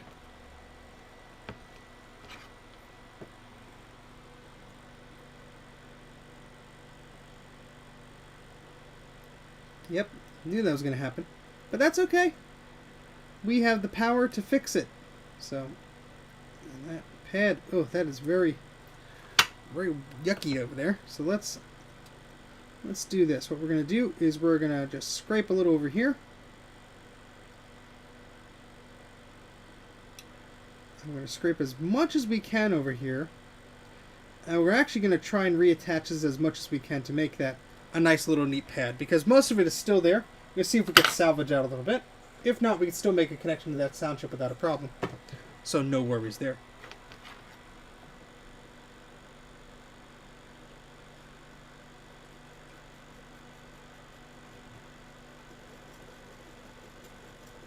And while we're doing this, we're going to run one strong wire to fix two problems. And that is C3 over here does not have a leg.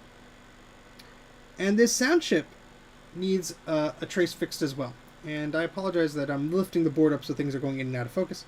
But we're going to run one wire from there over here. And we're going to fix this all up. So to make sure that it adheres, we do have to scrape away what is there already. Otherwise, the solder will just not take. It's going to be a bit of a mess, so try our best to clean this up a little bit. Okay, excellent. So I'm going to use a bit of a thicker wire here, just so we have something for those capacitors to latch onto.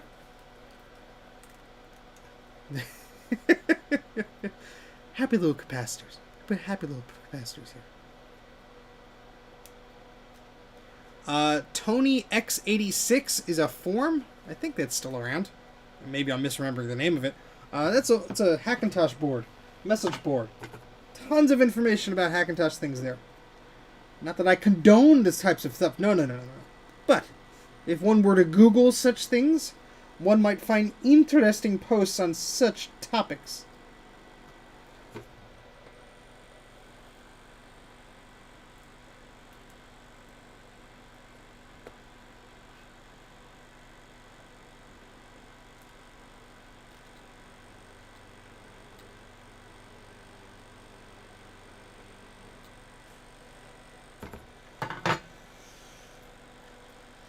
Yeah, something like a Tony Mac or something like that.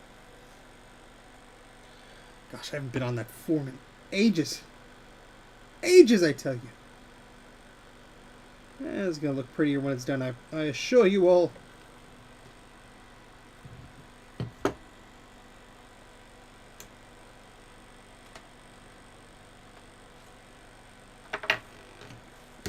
Alright, so this is going to be a bit of an interesting one.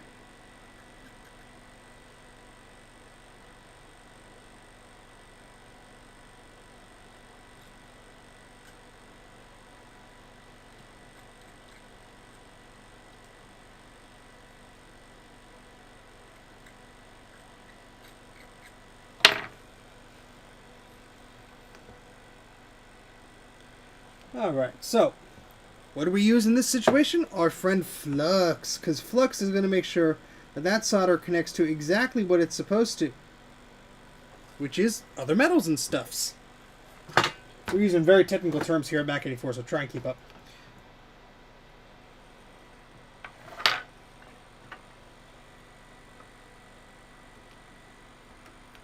Now this wire is way too long, but that is okay, because we're going to cut it down when we're done.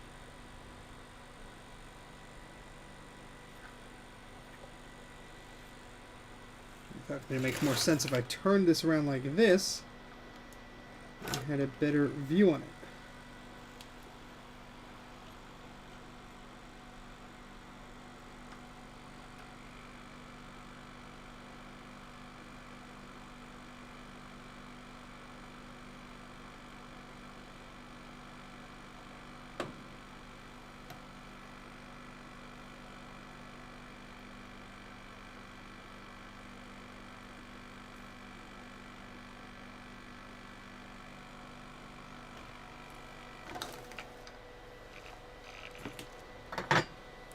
Okay.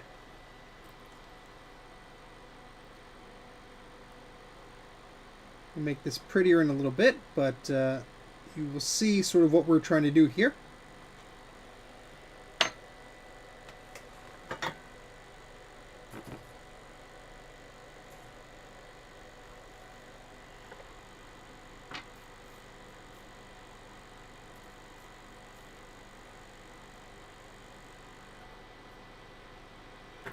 Okay.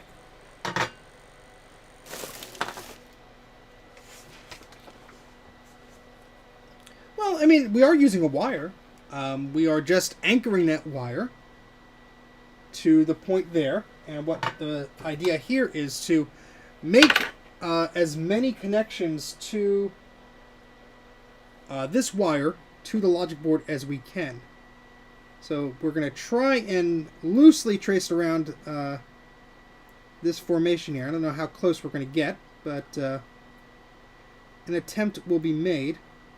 We'll see how fancy I get here. There we go. So we want to connect it there.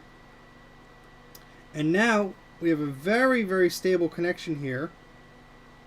That's not really going anywhere, see? I can move this around, but this is staying still. Now that might not be around forever because we're going to have to work on the other side too.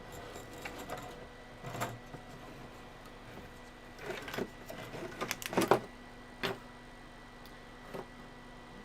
we go.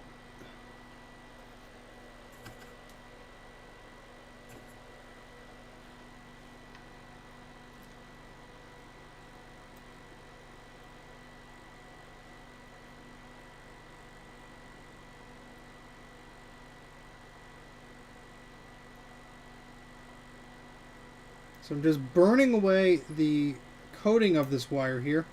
I should have burned away more when the wire was on the spool, but I did not, so I'll have to clean this up a little bit, otherwise it'll leave some red residue there. But see, look, the wire is attaching itself to the exposed trace there.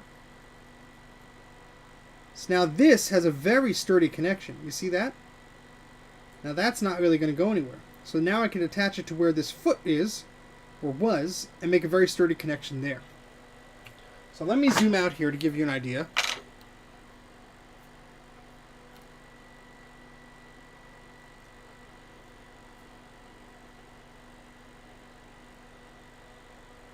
Okay, so again, what we did here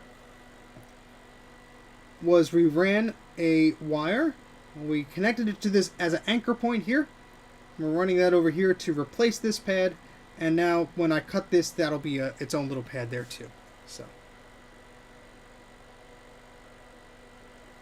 okay. All right. So I'm going to try and use that pad. I know it probably doesn't make much sense to do so, but it's there. I kind of want to try and salvage that a little bit. Feel a little bad for ripping the poor thing off there, but I mean, what else was I supposed to do? Now the pad is stuck to the bottom of my iron.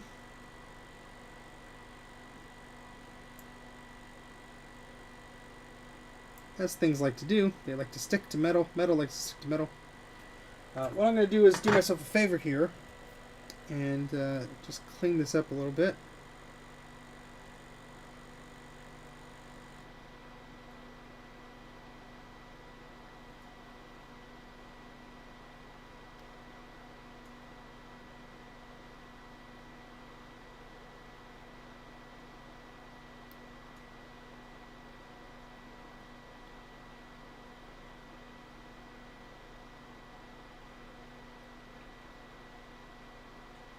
It's not going to be perfect, but it will give that chip enough of a point to hang in there. So.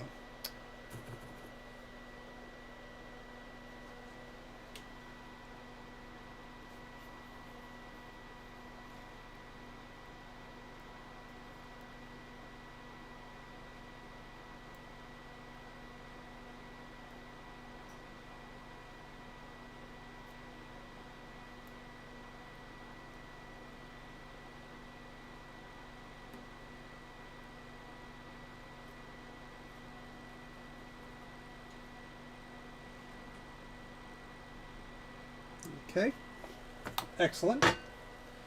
So what I will be doing now is to prepare to put that capacitor back on, I will be curving this to make a little foot, a little pad, if you will.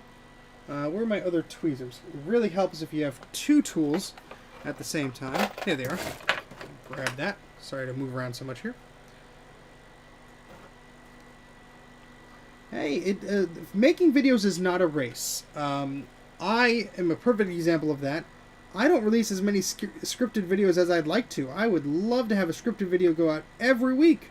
That's how you build a lot of momentum on YouTube, and that's how you get all the subscribers and the suggestions and all that. So right now, I do not have the ability to do that. So what I am doing is compensating that with live stream material, which I hope is just as fun. I know it's not for everybody. Trust me, I get comments of all the time. When are you going to release blah blah blah? When are you blah blah blah? When I do it. The clone video wiped me out a lot. Don't get me wrong, it was a lot of fun to do, but it was a lot of work, a lot of editing, very very quick timeline. So I will be getting a second part out when I can. I have to finish up the script for it, make sure I cover some things that came to my mind while I was putting together the first one. I have a scripted video idea that would hopefully be fairly painless to do. Mike of Mike's Mac Shack knows exactly what it's about. And I just got the parts today. So I was waiting on these parts.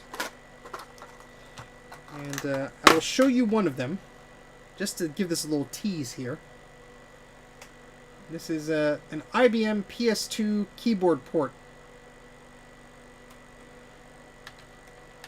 So I got quite a few here to play around with. And that's all I'm going to say about that until the video comes out.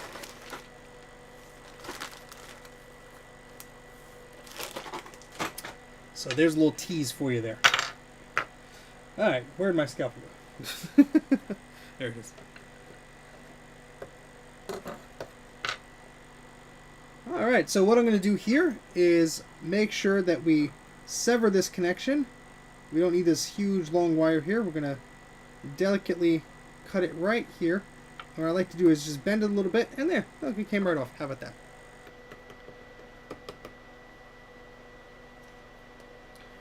Don't worry. Look, making videos is an art. It's not a science. You find out what works for you, and you have fun with it. Alright, so what I want to do before I put the sound chip on here, I just want to make sure that a lot of these connections are working here. So we're going to do some tests. And what I'm going to do here is... where'd my... There.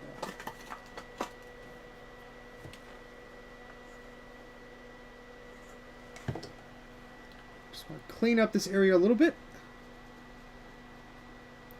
Especially the residue from that cable.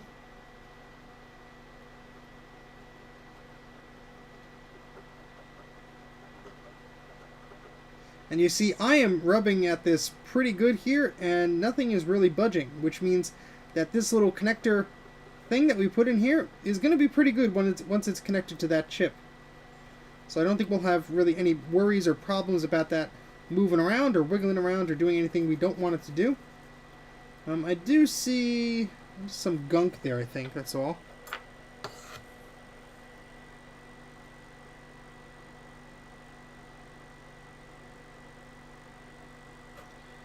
And we could fix this pad up and this pad up, so these are more cap pads that we have to fix up here. I am not really liking the amount of coloring that is, and discoloration that is on this board, as far as where all these socketed areas are. It is a little concerning, but once this gets a clean in the ultrasonic cleaner, which we will be doing at a later point, a lot of this grime and gunk will look much better. A lot of it will be removed, so that is good at least. This seems to be okay.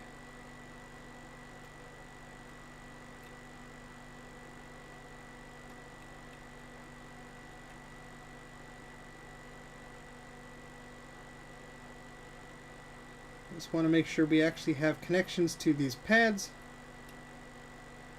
And it doesn't really hurt me doing this because everything's going to be covered in solder in a little bit anyway, so. Okay.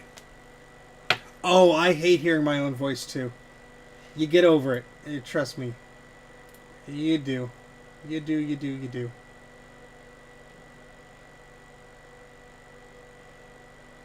I forgot to, see, now Bruce is going to yell at me because I forgot to put the streaming link into the into our NACYAC shout-a-thon here. But there we go.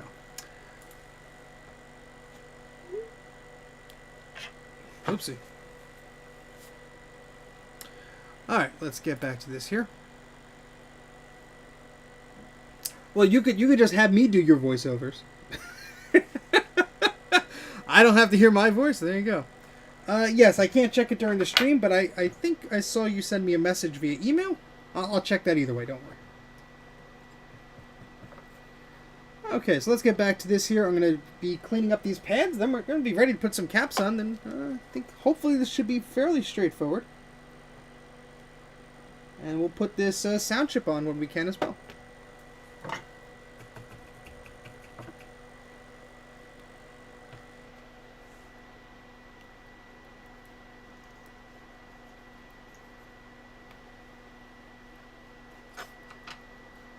That cleaned up pretty nice.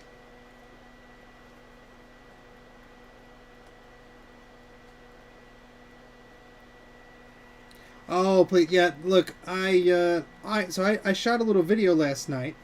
Nothing too exciting. It was basically me talking about my repair services, trying to give people sort of the ins and outs of how I do it, the pricing involved, all that fun stuff, the terms of service, what you're agreeing to, what you should expect, and all this fun stuff. Because you will not believe the amount of emails I get from people going, "Hey, would you fix this board? Okay, thanks."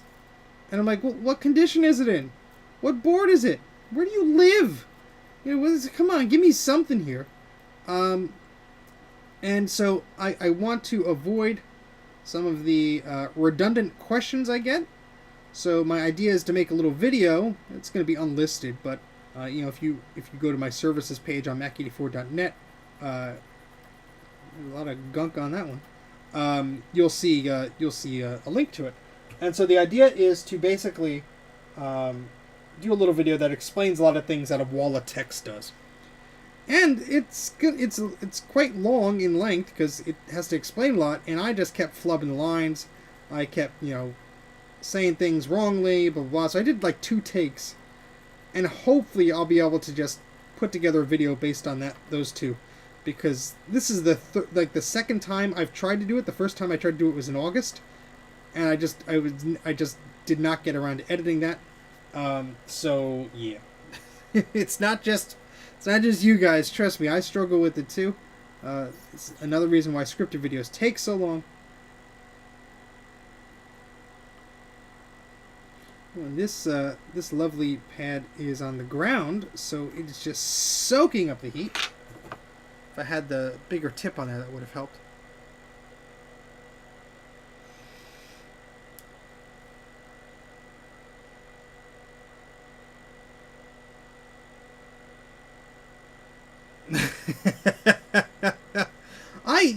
I started my channel, and for a year or so, I didn't even tell my parents or it's just like this weird thing. It's like, oh yeah, I'm just gonna do this thing, and you're sort of self-conscious about it. But you know, you get to a point where it's like, no, you know, I made some good stuff on there. I'm proud of that. But you know, it doesn't happen overnight.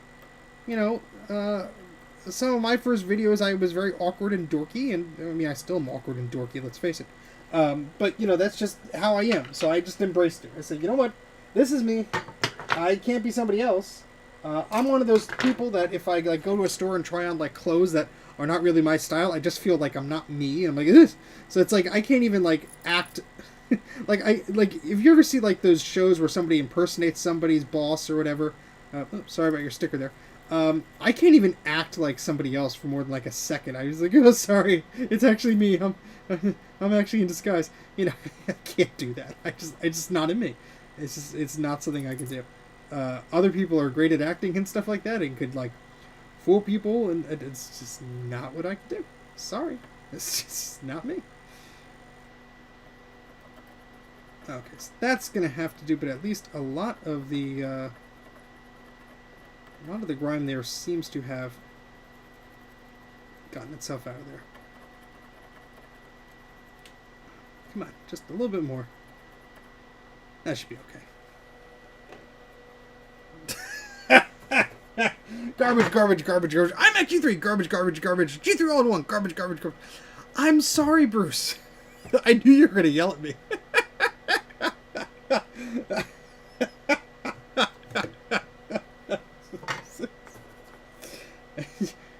You missed a PowerBook. You missed an eMate. Now we're working on Logan's machine here. You missed this trace repair. I mean, look at this silver snake here. You missed it. You missed it. I'm sorry that you're so, you know, your popularity is so large, Bruce, that you need personal invitations to every stream now. Yeah, see, Greg got a YouTube notification. All right, so we're going to let's try and put this sound chip on first. I'm going to take a look at it here, see how this looks. I'm going to clean that up. And I'll tell you why. Because we don't want any little solder balls or anything bridging anything. So we're going to clean this up.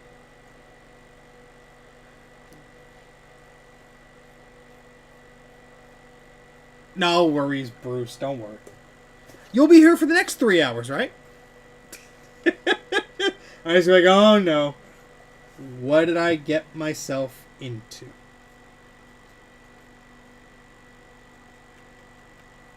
Alright, so. Oh, is he not subscribed? How dare he? No, I think he's probably subscribed on multiple of his channels, aren't you, buddy? Buddy, old boy, old pal, old Budsy there. Exposed! Better not get gypped at one of those short streams. I want the full 18 hours experience.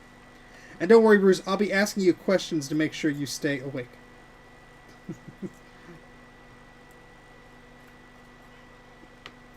So I'm just going over this with some solder. You can see from holding this here, it starts to boil some bubbles. And some of the gunk that was on those feet before are becoming loose and will be able to be washed away. So that is good. We want all that old solder off of here because we're going to make a new connection here. And we don't need any of the help of all that old crusty stuff that has been hanging around for the past 20 or 30 years or so.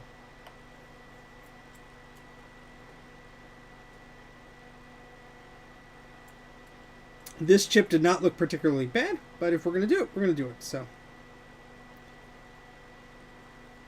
and that's the magic of flux. You see just how this solder is only sticking to what it's supposed to, not really making a fuss about anything else. So, I mean, there's too much solder on my tip, but we could solve that with some coils there. And now we're running out of flux a little bit, so we are starting to see some of that weird behavior that we don't like to see there. Let's see if I can just tidy that up a little bit.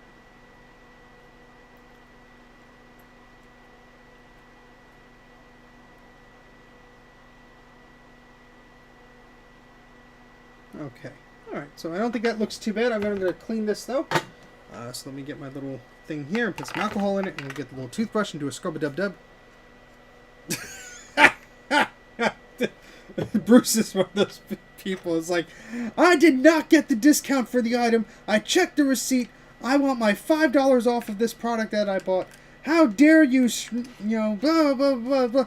Oh, wait, no, I did get the discount. Sorry about that. Bye. You're supposed to be sleeping. Well, these are recorded, so I'm not gonna say you can't watch it later. But I will say, I do not want to be responsible for you not being able to sleep, or you having lack of sleep in the morning. For all I know, you're an ambulance driver, and we need you. So we are scrubbing the heck out of this little chip here. Make sure it's all happy and clean before we put it back on its little home, which is the board.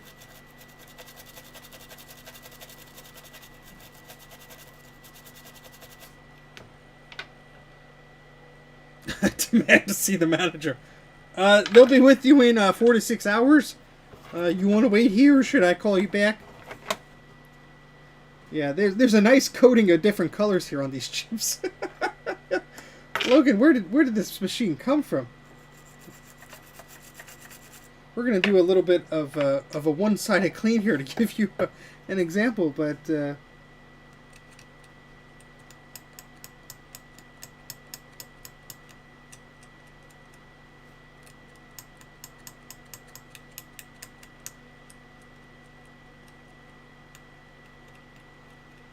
My goodness.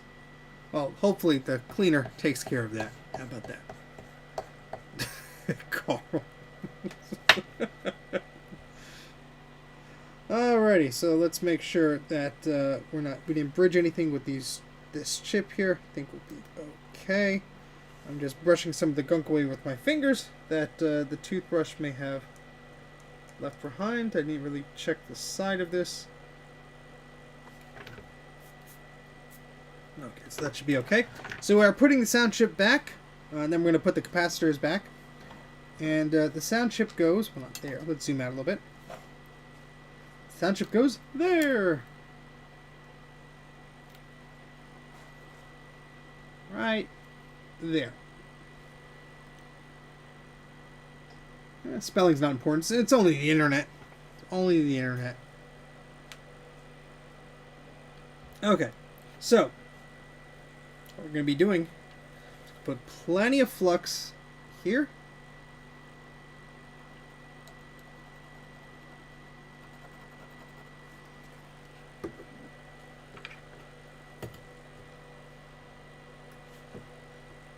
We are working on whatever it says in the lower left-hand corner. Ah, you see what I did there? You see what I did there? He's a wise guy, this one. A wascally wabbit. Alright, so we're going to put this chip... There you go, that's center, right? Done. Send it back, it's done. Alright, so we're going to line this as best we can.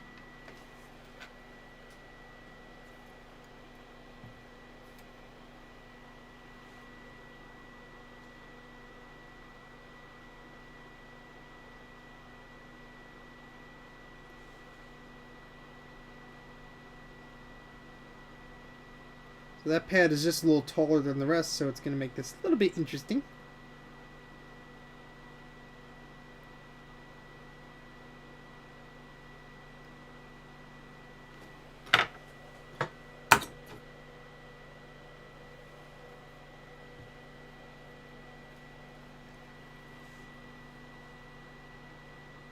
Considering that the sound chip was not on the board when I got it, I think this will be an improvement. I cracked myself up.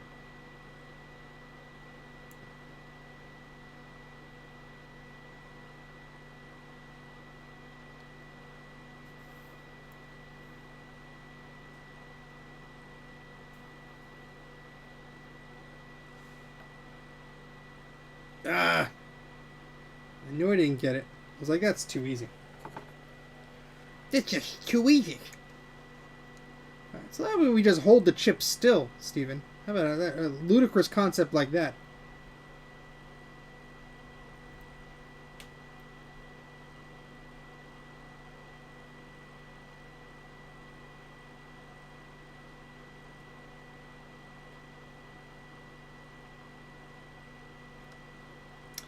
Ah, darn it. Why am I using those tweezers? Well, see, these tweezers open up better, but they have a weird grip going on right now. So let's fix this up a little bit.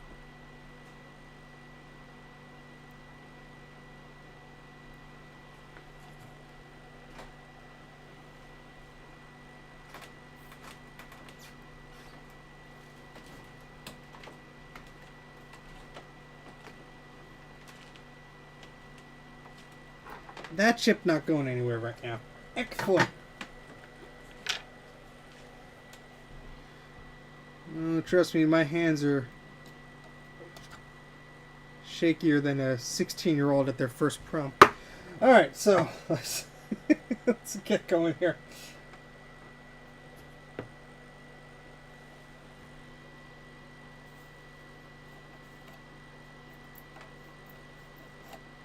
Ah, come on. Oh, I failed. Failed miserably to drag solder that. We'll have to fix that up a little bit. Too much solder. I had too much solder on the iron there. I'll have to look at this from other angles, so I don't think I'm doing a good job of my first attempt here. And there's no room on this little board here, because my microscope is in the dead center of my space here. And now Bruce is laughing and getting his revenge. Look at that idiot!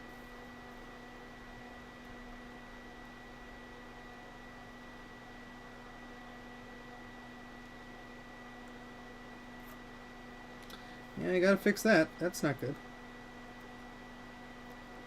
No, it was like that when Logan gave it to me. I swear it was. Too much solder on the tip.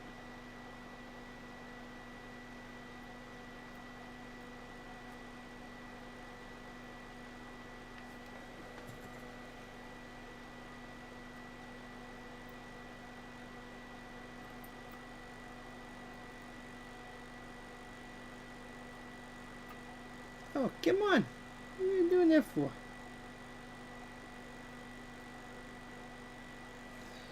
We'll just use our little friend here. Hello, friends. Hello, friends.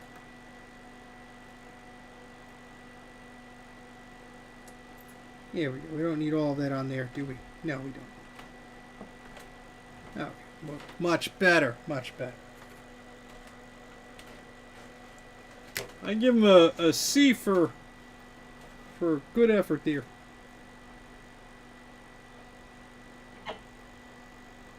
Oh, look, he did it again. He breached it again. He said he wasn't going to do it again. But he ended up doing it again. It's a good thing a lot of this stuff is blurry and off camera, so you can't see what a horrible job I'm doing at my first try at this. We'll get there eventually.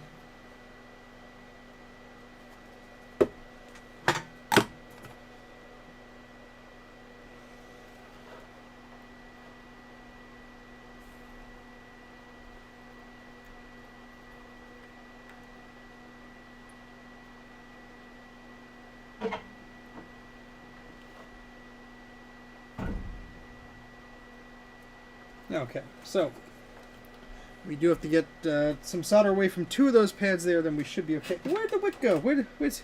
Oh, there it is. Okay. So see, even if you've done it a dozen times, it may not cooperate with you on the 13th time. You just never know.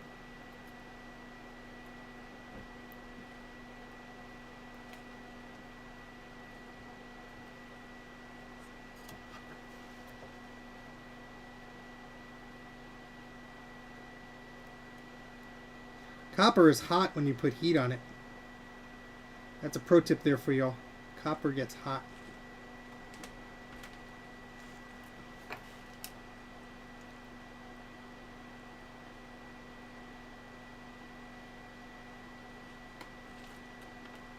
Okay. That should be good. I want to make sure we're actually making that connection on that problematic pad there. So let's hold this down. Well, that's probably a little bit too big, but that might actually work out for us. Yeah, there we go. Should be fine. And let's put a little extra solder there. Oh, it's too much. Well, that's okay. I'm putting a capacitor on that anyway. All right.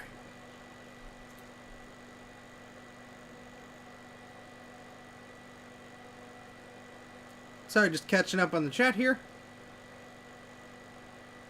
Yes, good quality flux is very important. No, this is not the Classic with the glue. The Classic with the glue got fixed. Classic with the glue is ready to be sent back to the customer when I get a few moments. Alright, so what we're going to do is make sure that this chip is on there correctly and we don't have any bridged points that would make this a sad sound chip. We don't want our chips being sad. We want them being happy little chips. How is it almost on its way to 11:30? Jeez. Okay, so that's not reaching the foot there, so we got to try that again. Oh, come on, give me something here. Okay, good. Oh, are you kidding me? Okay.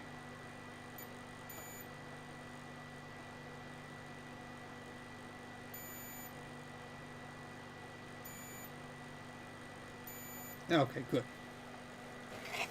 Continue around here. Double checking our work.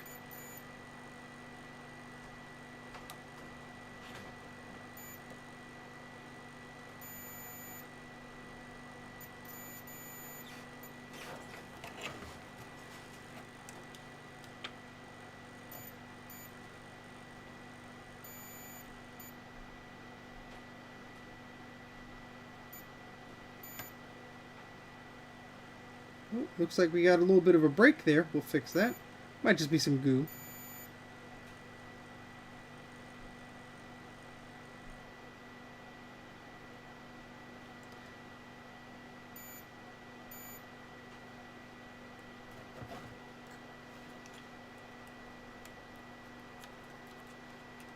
See, there's a little spot where that goes.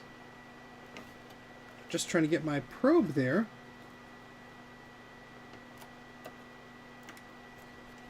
It is there, so let's see. Okay, good. That's fine. Check on this side here. Okay.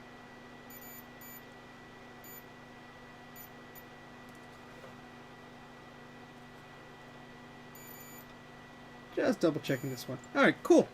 So. So we have the sound chip back on there. Excellent. Now we have 1, 2, 3, 4, 5, 6, 7, 8 capacitors to go on here. Now we've repaired one pad that was broken. And we have one more to fix, and that is this guy over here. So before we can put the caps on, I'd really like to repair this pad. So let's go ahead and do that. So we're going to use the same wire that we did before. No worries, Neil. Thank you very much for joining, though. Appreciate it.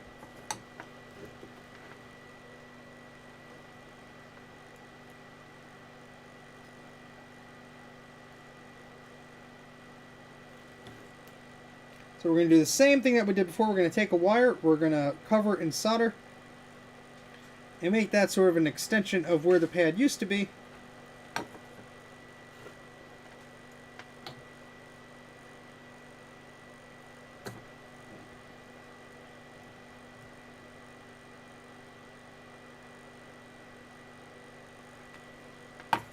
Okay, so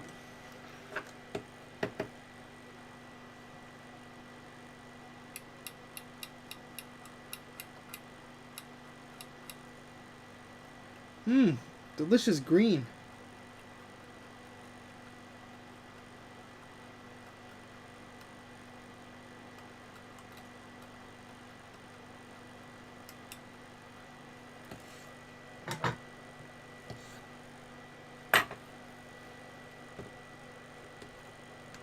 Avocado green. Very, very nutritious and tasty. Got all them vitamins in there. You got your flux vitamins. Very, very important vitamin for you. We got that pad, which is a bit wobbly, but it's making a connection, and once this is secure, I think we'll be okay. Okay.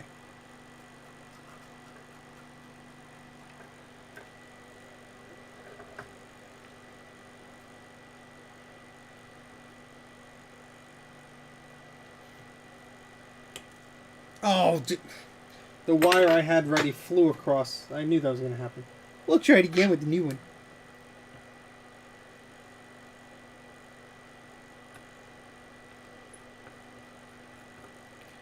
So that's just a pro tip for you there. Always have more parts on hand. Always have more capacitors than you need. You will lose them. You will break them.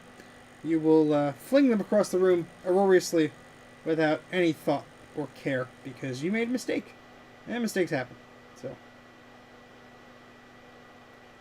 I made plenty of mistakes, even on client boards. I'm not going to tell you which ones, but they're all rectified and everything got working again. So it's all goods. It's all goods. No Macs were harmed. That couldn't easily be repaired again. All right. So now we have our little wire here. So I ramble on. As long as it behaves. We will see about that. Alright, so that's a bit long for us, but we'll be okay. We need our PAL flux here, otherwise none of the magic is going to happen.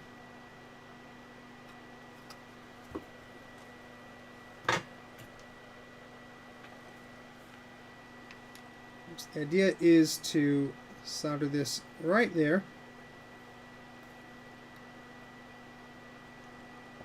I could give this a bit of a curve.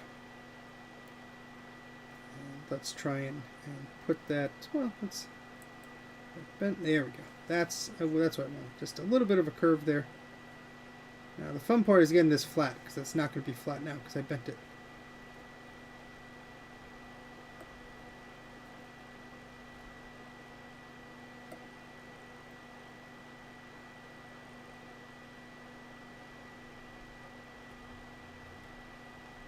Alright, so you see there's a lot of goo and brown and gunky stuff here. That is some of the old solder that is there. We will get a big solder ball here and just get a lot of that out. There we go. And there was probably some gunk from the wire too, but that's okay. So do like that. Just trying to get this flat here.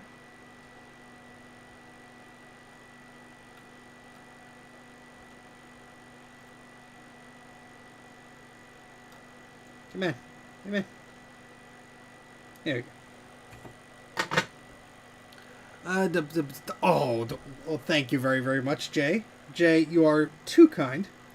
I really appreciate you letting everybody know. So yes, you know, you can do super chats if you really want. That is very, very kind. I do have a Patreon, which is great because I have the ability to share behind-the-scenes videos, draft videos, some exclusive stuff that's on there. There's some ways to get discounts on some things like t-shirts and stuff. You do have the ability to see stuff that goes up there before anybody else. And sometimes that is a very long lead time. For example, the clone video had quite a few previews before anybody in the public got to see any of that stuff. So, greatly appreciate that, Jay. Very, very kind of you. And I will tell you again, if you didn't hear me the first time, to subscribe to Jay from the House of Moth. He does release videos.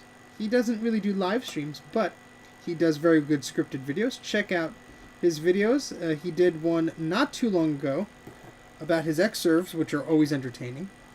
And I have him to thank for recapping my Xserve power supply, which he did a phenomenal job on. So thank you very much for that, Jay. Make sure that's not actually touching anything. I'll just clean that up a little bit. He makes awesome videos. To the max!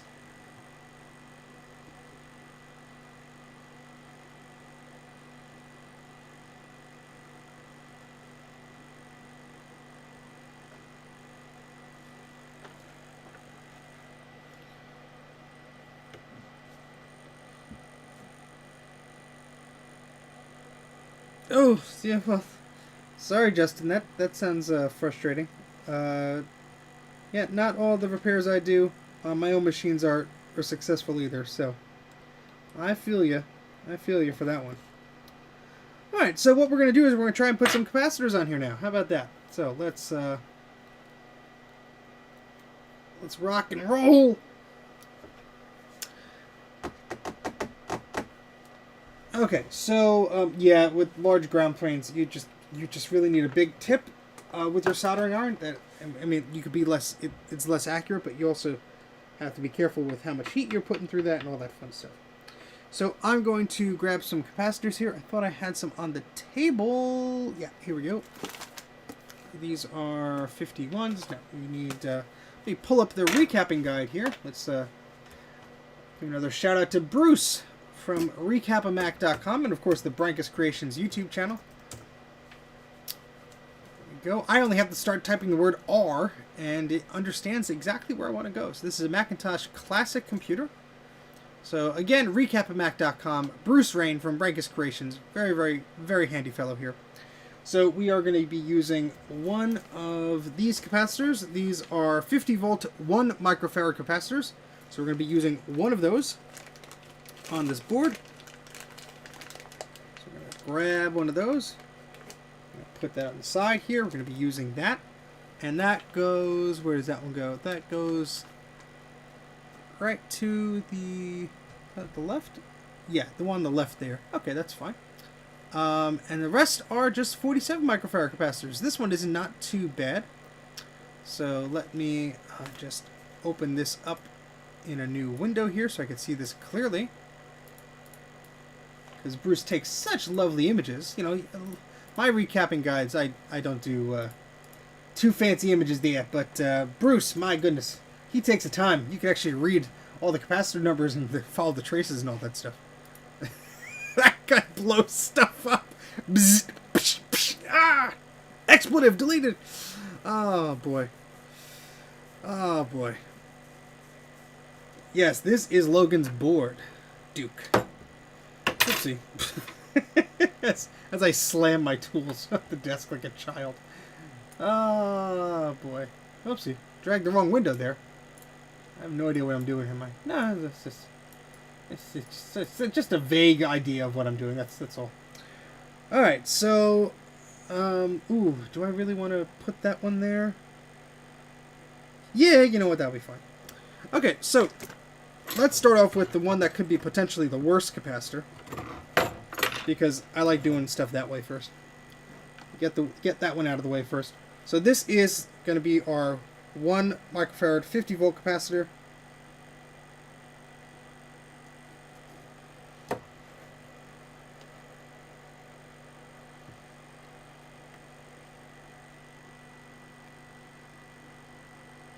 And it's going to be a bit of a tight fit. This is going to be lopsided anyway, and it's just going to connect to metal, so we're not going to be too picky about that because there's plenty of metal for it to connect to there. It might have bad ROM. Yes, we will be checking that. Thank you for the reminder.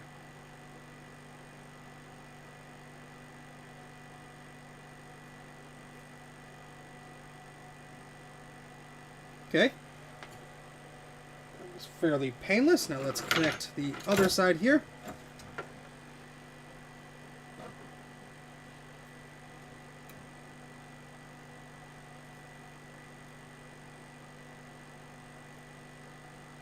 That cap ain't going nowheres.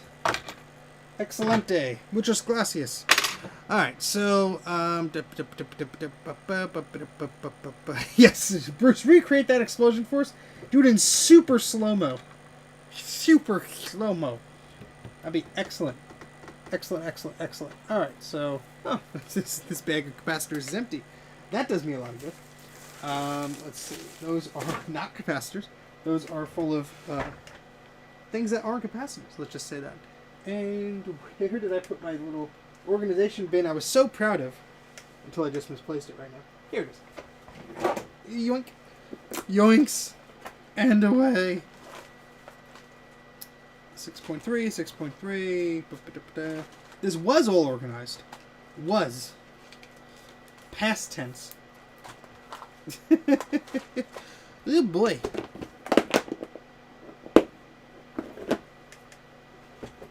Let's try that again, shall we?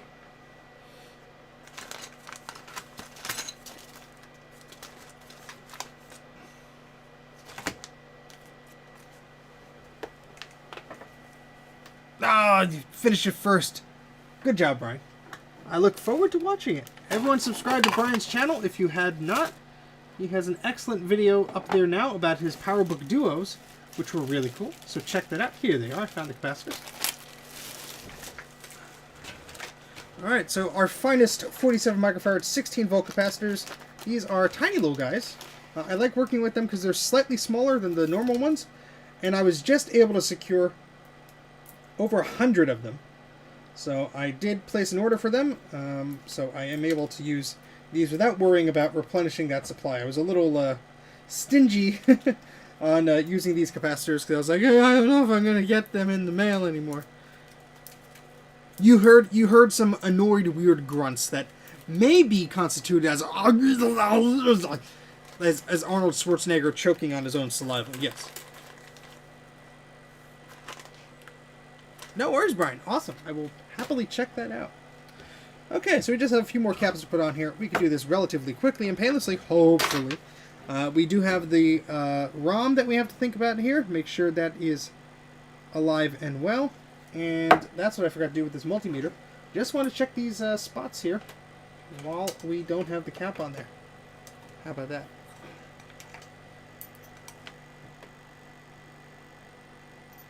Yips.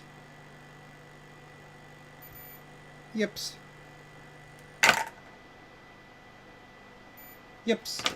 Okay. Perfects. Perfects. Perfects. Perfects.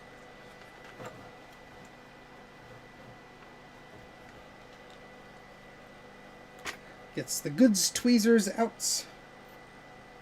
I'm going to match that line on the capacitor with the positive mark on the logic board here.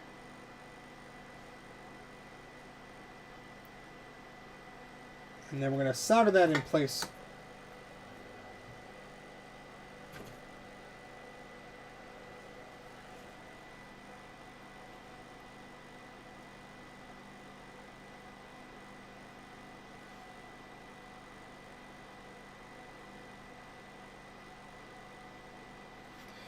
It would help if I was actually using the correct fingers to hold these tweezers and not hold it like a silly person.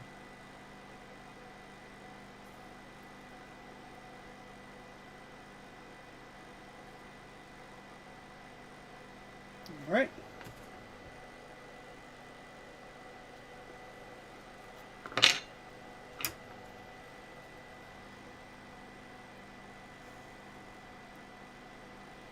Okay. That ain't going nowheres. Excellent. Alright, time for some more flux. on these two pads here and here and here and here. Those are all 47 microfarad 16 volt, all the same.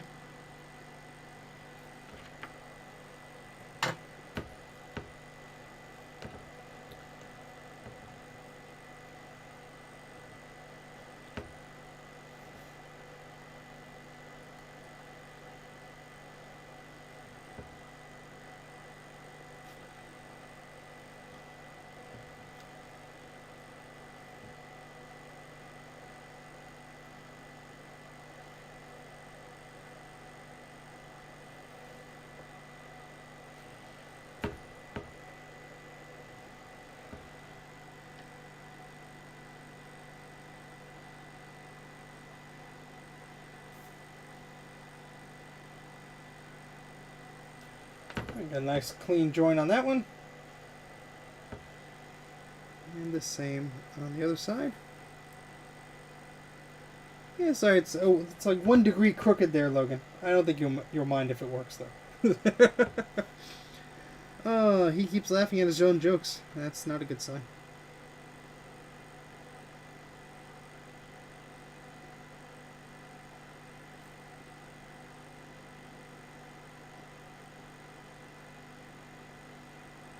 Oh, that's right. This is the ground plane one. Oh, this is gonna be a fun one.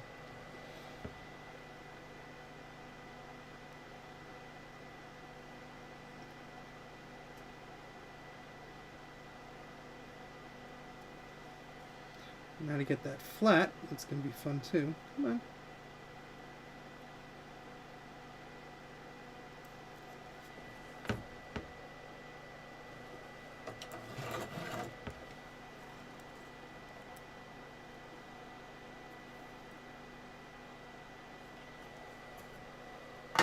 Okay. Still fixing the Classic, yep.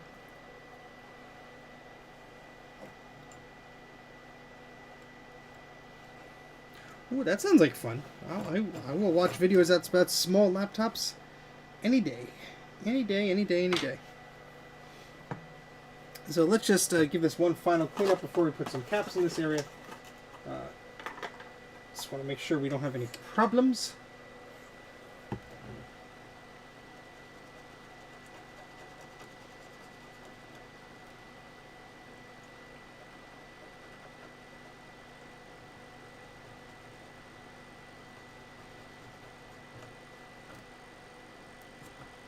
Okay, all right, so.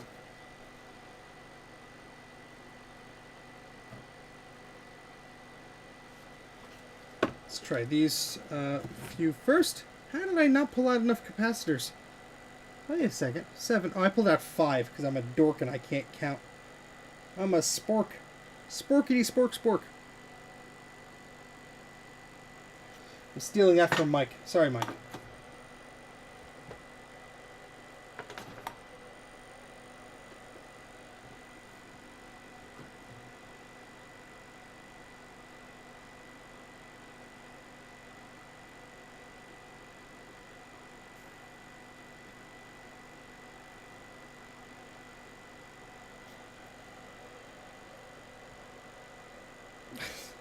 Nick, I'm sorry, but sometimes you ask the silliest questions. There's something called Wikipedia, or an encyclopedia. It will tell you all about the lifestyles of people in different time periods. It's pretty much like it was today, except less internet access on your cell phone. It's pretty much it.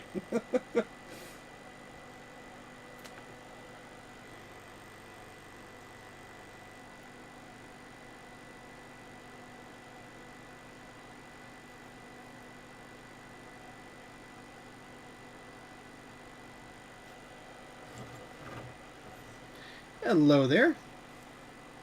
Welcome to the stream. Thank you for stopping by.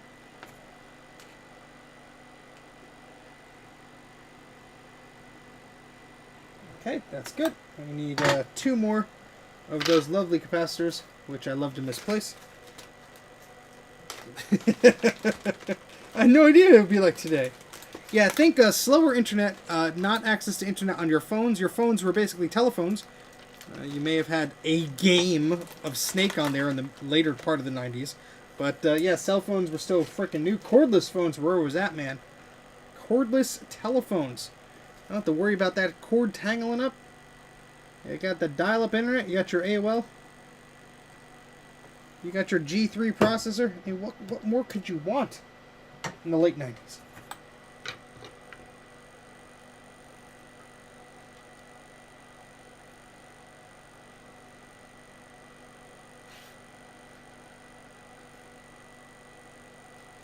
I mean, I'm very jealous of people who are growing up in this time period where basically you could find details, limitless details of any subject you want using the internet, for better or for worse. So if I wanted to learn about repairing Macintoshes or anything like that, whether it be software or hardware, I had to go to the library and see if they had any computer books. Most of the time, they're all Windows books. So, you know, right now, you can just do a Google search. You can find websites and Wikipedia articles and encyclopedias and documentaries and videos and podcasts and all this fun stuff, which is excellent about these old computers. I mean, these days, your resources are pretty much limitless. There are silly people like me who are keeping this stuff alive. And it's an excellent, excellent pastime. Okay, yeah, I remember looking at an Apple II book in my middle school library, and they still had an Apple II, even though it was ancient then. And you know what? I tried to program something, and I failed because I was not a good typist. Oh, boy. All right, so we have all the caps on the board. We're just doing a quick cleanup here. Making sure everything looks okay. Making sure we don't have too many gobs of flux on the board. And, Logan, is there anything else you need me to pay attention to on this board while I have it here? I know the sound chip was something you were concerned about. Now, describe the sound issue. Was it no sound at all? Or was the sound very low?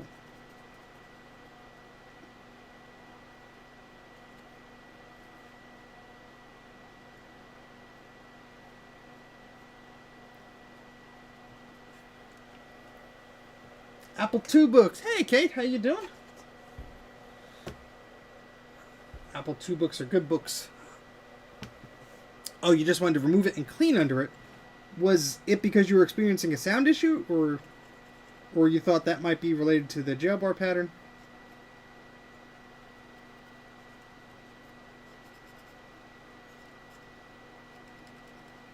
We got some solder there. Get rid of that. Other than the ROM, you're not sure. So didn't you get a weird pattern on the screen, like jail bar patterns or something like that? Is that correct? Or am I mistaking you with some other client? Which could very well be the case. I've seen a lot of classic boards over the past week or so. It's very odd how they all just came in. I mean, they were scheduled to come in, but how they all just arrived at the same time.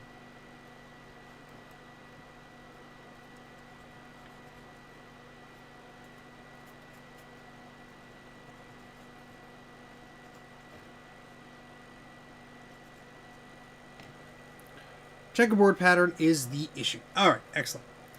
Okay, so we have all of our caps on this board. I'm just going to take a quick look around on the front of the board and the back of the board just to make sure we did not miss anything horrible looking. I am a little bit concerned about how dirty some of these chips are.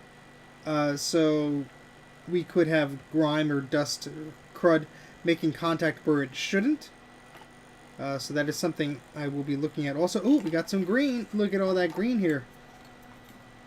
That ain't good. Let's scrape that off.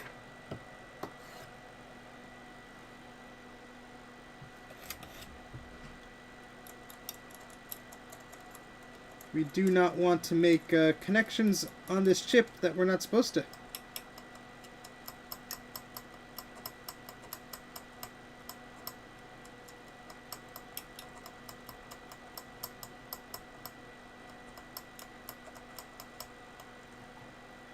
Clean this up later, but at least we are removing the areas which had all that green stuff on it, which was bad news.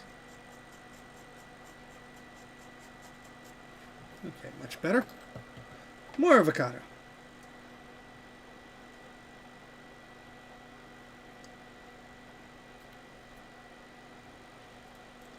Memory chips look okay. I'm going to check. None of those pins are shorting themselves out. No, that looks okay. SCSI looks good.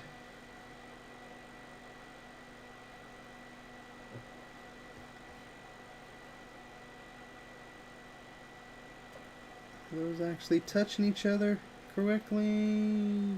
Yeah.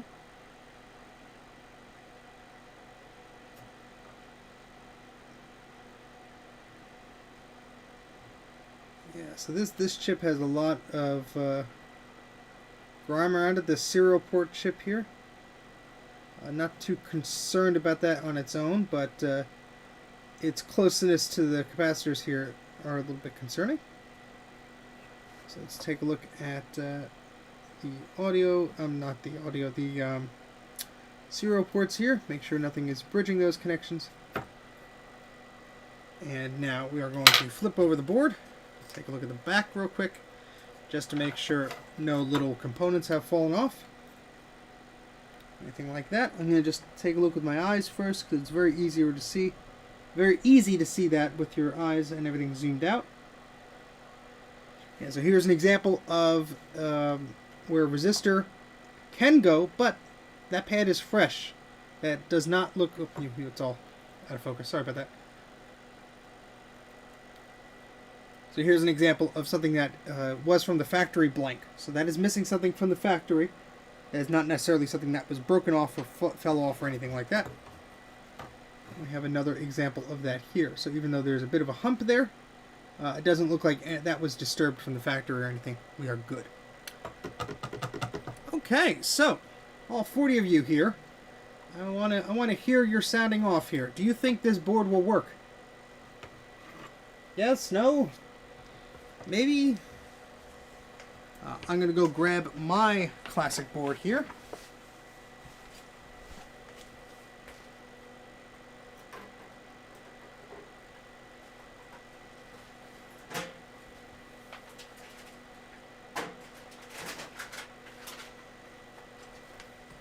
So let me know in the chat, do you think this board is going to work? Are we going to resolve Logan's problem here? I hope it will. Okay, so the ROM chip you have there, Logan, is in the wrong position. It's in the wrong position. So that may be why you were getting a bit of a weird pattern there. Because that ROM chip, well, see how there's an extra pin over here? At least on my Classic, it is moved backwards. So this has to be moved back a little bit.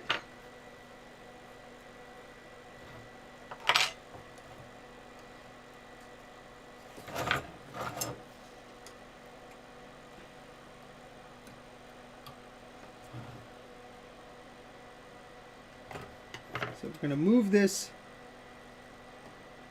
into the proper position there. Yeah, ROMs do fry easily, but you know what? We're going to see what happens here.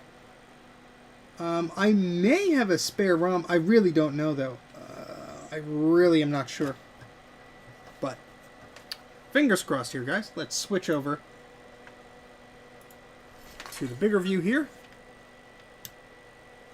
I've had ROMs turn on in the wrong position, upside down, inside out, and you know what? They worked after. I mean, stranger things have happened.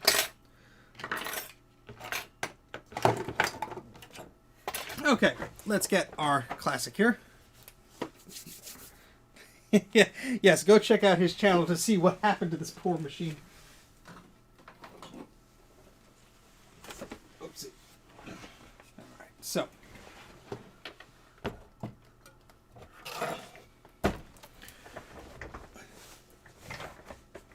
Here's where the test comes alive. Does that make any sense? No, it does not. I'm going to say it anyway. Here, ladies and gentlemen, where the test comes alive. What are you trying to say? Nothing, I don't know. Alright, let's get the keyboard here. All I'm saying, Logan, is you better not fry my keyboard, because it's my favoritist keyboard. Oh, Oh, Kate. That's a proper old person joke right there, and I love it. All right. Use our fancy extension cable here and plug in to our Macintosh Classic analog board. Well, this is actually a Macintosh Classic 2, but that should be okay. And we're going to get our power cord, which was previously used for our PowerBook Duo power supply. Get ready for some smoke. Oh, I very much appreciate your confidence there, GT. Wait, what did I do? I hit all the windows on my computer. Hold, please. There we go. All right.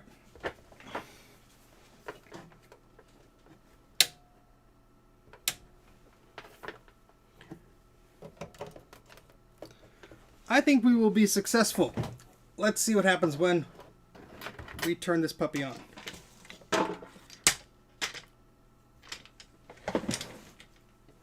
Three, two, one, go. Ah, no chime. And we got the same pattern. Well, that's a bummer. Nice and sharp, though. Nice and sharp. Alright, let's turn this off here. I'm curious if it is what Logan believes it is, which is the ROM. Let's see. I do have my ROM. I'm willing to test. Now let's just give this the old swap here. And we'll see that this is a client's board I was repairing. They did not send me the ROM, so I was using my own ROM. And we're going to turn this on here. Okay, so this is my machine with my working ROM. And it starts up fine. So what I'm going to do is I'm going to swap the ROM from my working machine, put it in your machine, and see if that resolves the problem. It may, it might not. Who knows? Now I think the hot glue machine was a Classic 2. This is a Classic 1. So it's my ROM anyways, so we're going to take that delicately out of here.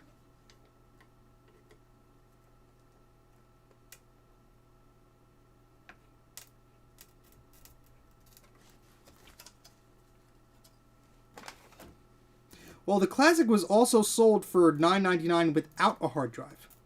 That's why the lower end price point was so cheap and attractive, but it didn't include a hard drive. Now you can get an external hard drive. You certainly could, because it has a SCSI port on it. And you might even save a few bucks doing that.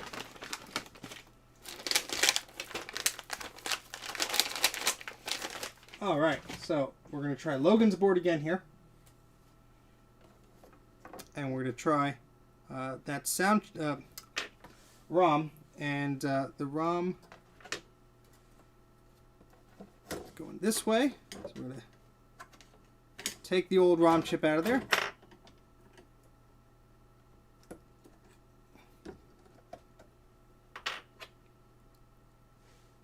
Now I believe, yeah, that dot means it goes forward. I'm going to show this to, oopsie, just put it in wrong again, didn't I? No, that's good. So, I believe the little dot is here, right there on the chip. And Bruce is going to be like, I'm going to look, he's going to screw up, watch, he's going to screw up here. So, the little dot here, and the little indent here, means that this is supposed to be facing this orientation here. So, I believe the ROM is put in correctly. Again, there is an extra set of pins here, but yeah, the S means it's mine, so I don't get it confused when I'm testing other things here. And I actually do have I think there's another one here, or do I send that one back already? No, that's a Classic 2. I thought I had another. No, I might have sent that back already. I'm just looking around, darting my eyes around. No, they're all Classic 2s. Yeah, so this is my Classic 1. Oh, you know what? I will double check. Un momento. There we go. Yeah, that's how it should be. Okay, so we're going to test this. This is my ROM, but in Logan's board. We're going to see if we get any difference. try and single out some things here, huh? All right, 3, 2, 1. There you go. It's the ROM chip, Logan. Your assumption was absolutely correct. Because look at that. With your logic board there.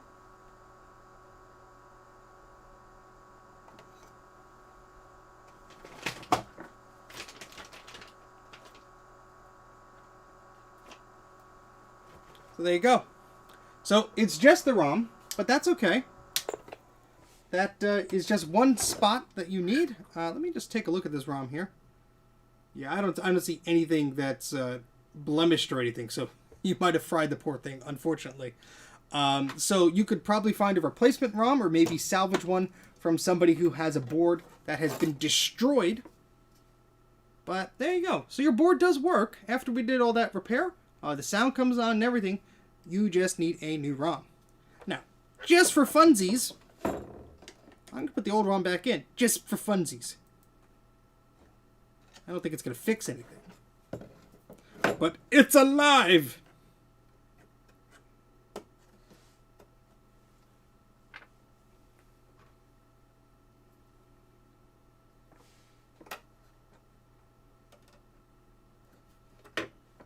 Yes, if you had the old ROM in there just for like a few moments or so, I don't think that would hurt it really. I mean, look, I've done that before too.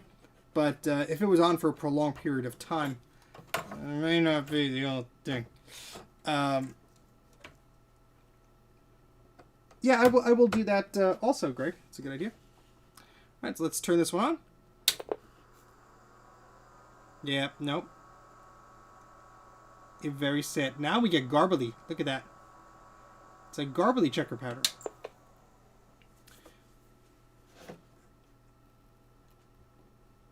Yeah, we could make sure that the ROMs match up. Let's see. To me, this ROM actually looks newer, but what do I know? So this does have a copyright date of 1990, and the ROM number is the same, 3410813. So,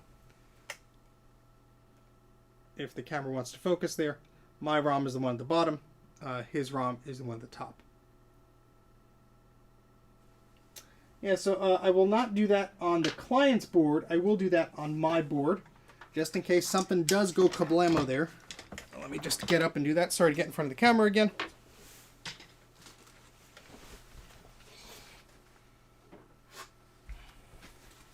I don't actually know if you could buy burned ROMs. I mean, I'm sure somebody must do them. I'm sure there must be the way to do that. I just am not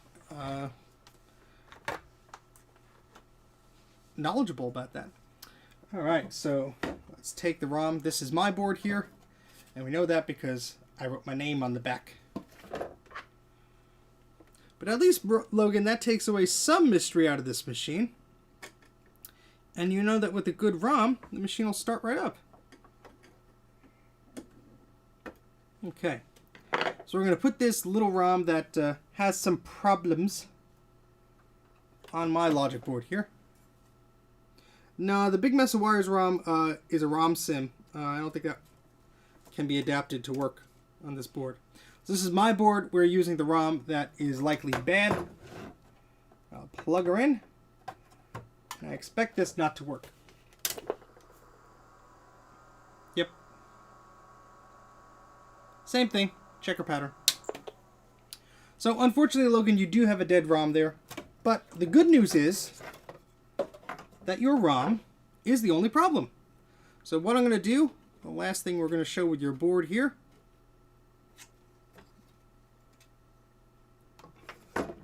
okay, it's a standard socket. You just need a blank ROM and a burner. Well, that's something maybe I could get into.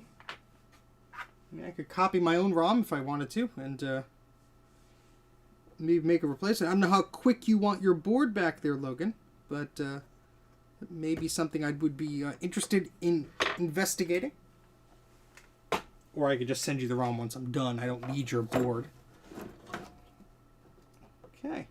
And I just want to show your board with some life on it, so I'm just going to boot up into the built-in ROM system here.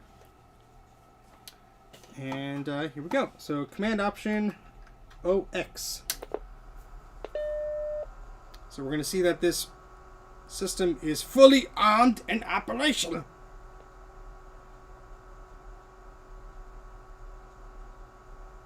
Funeral for ROM. F in the chat for the ROMs. Pay respect for the ROM.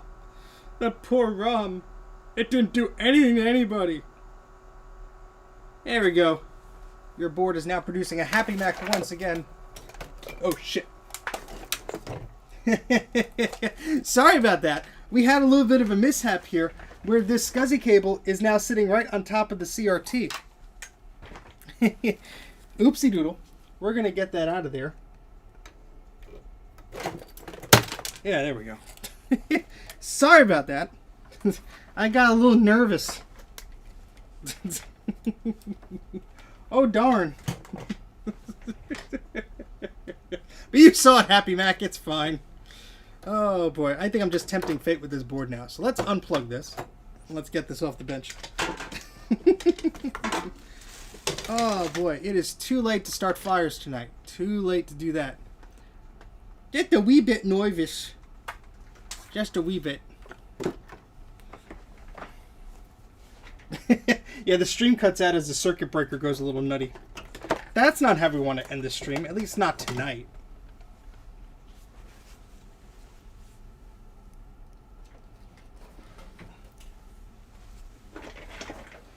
And that is why you should always be careful when you're playing around with CRTs. Isn't that right? That's right. Alright, let's... Our tripod is always not straight there, but I'm a little lopsided myself. What the heck is going on here? Why is this all... Hold on a second. Very professional, I know. There we go. That's a little bit better. Maybe. It's still me, so what do you expect? Alright, let me catch up on the chat here. There's a lot going on here, and I have not been catching up on here. Yes, there are so many battery-fried classics out there that finding a ROM hopefully will be easy. Bruce says he has a few. And you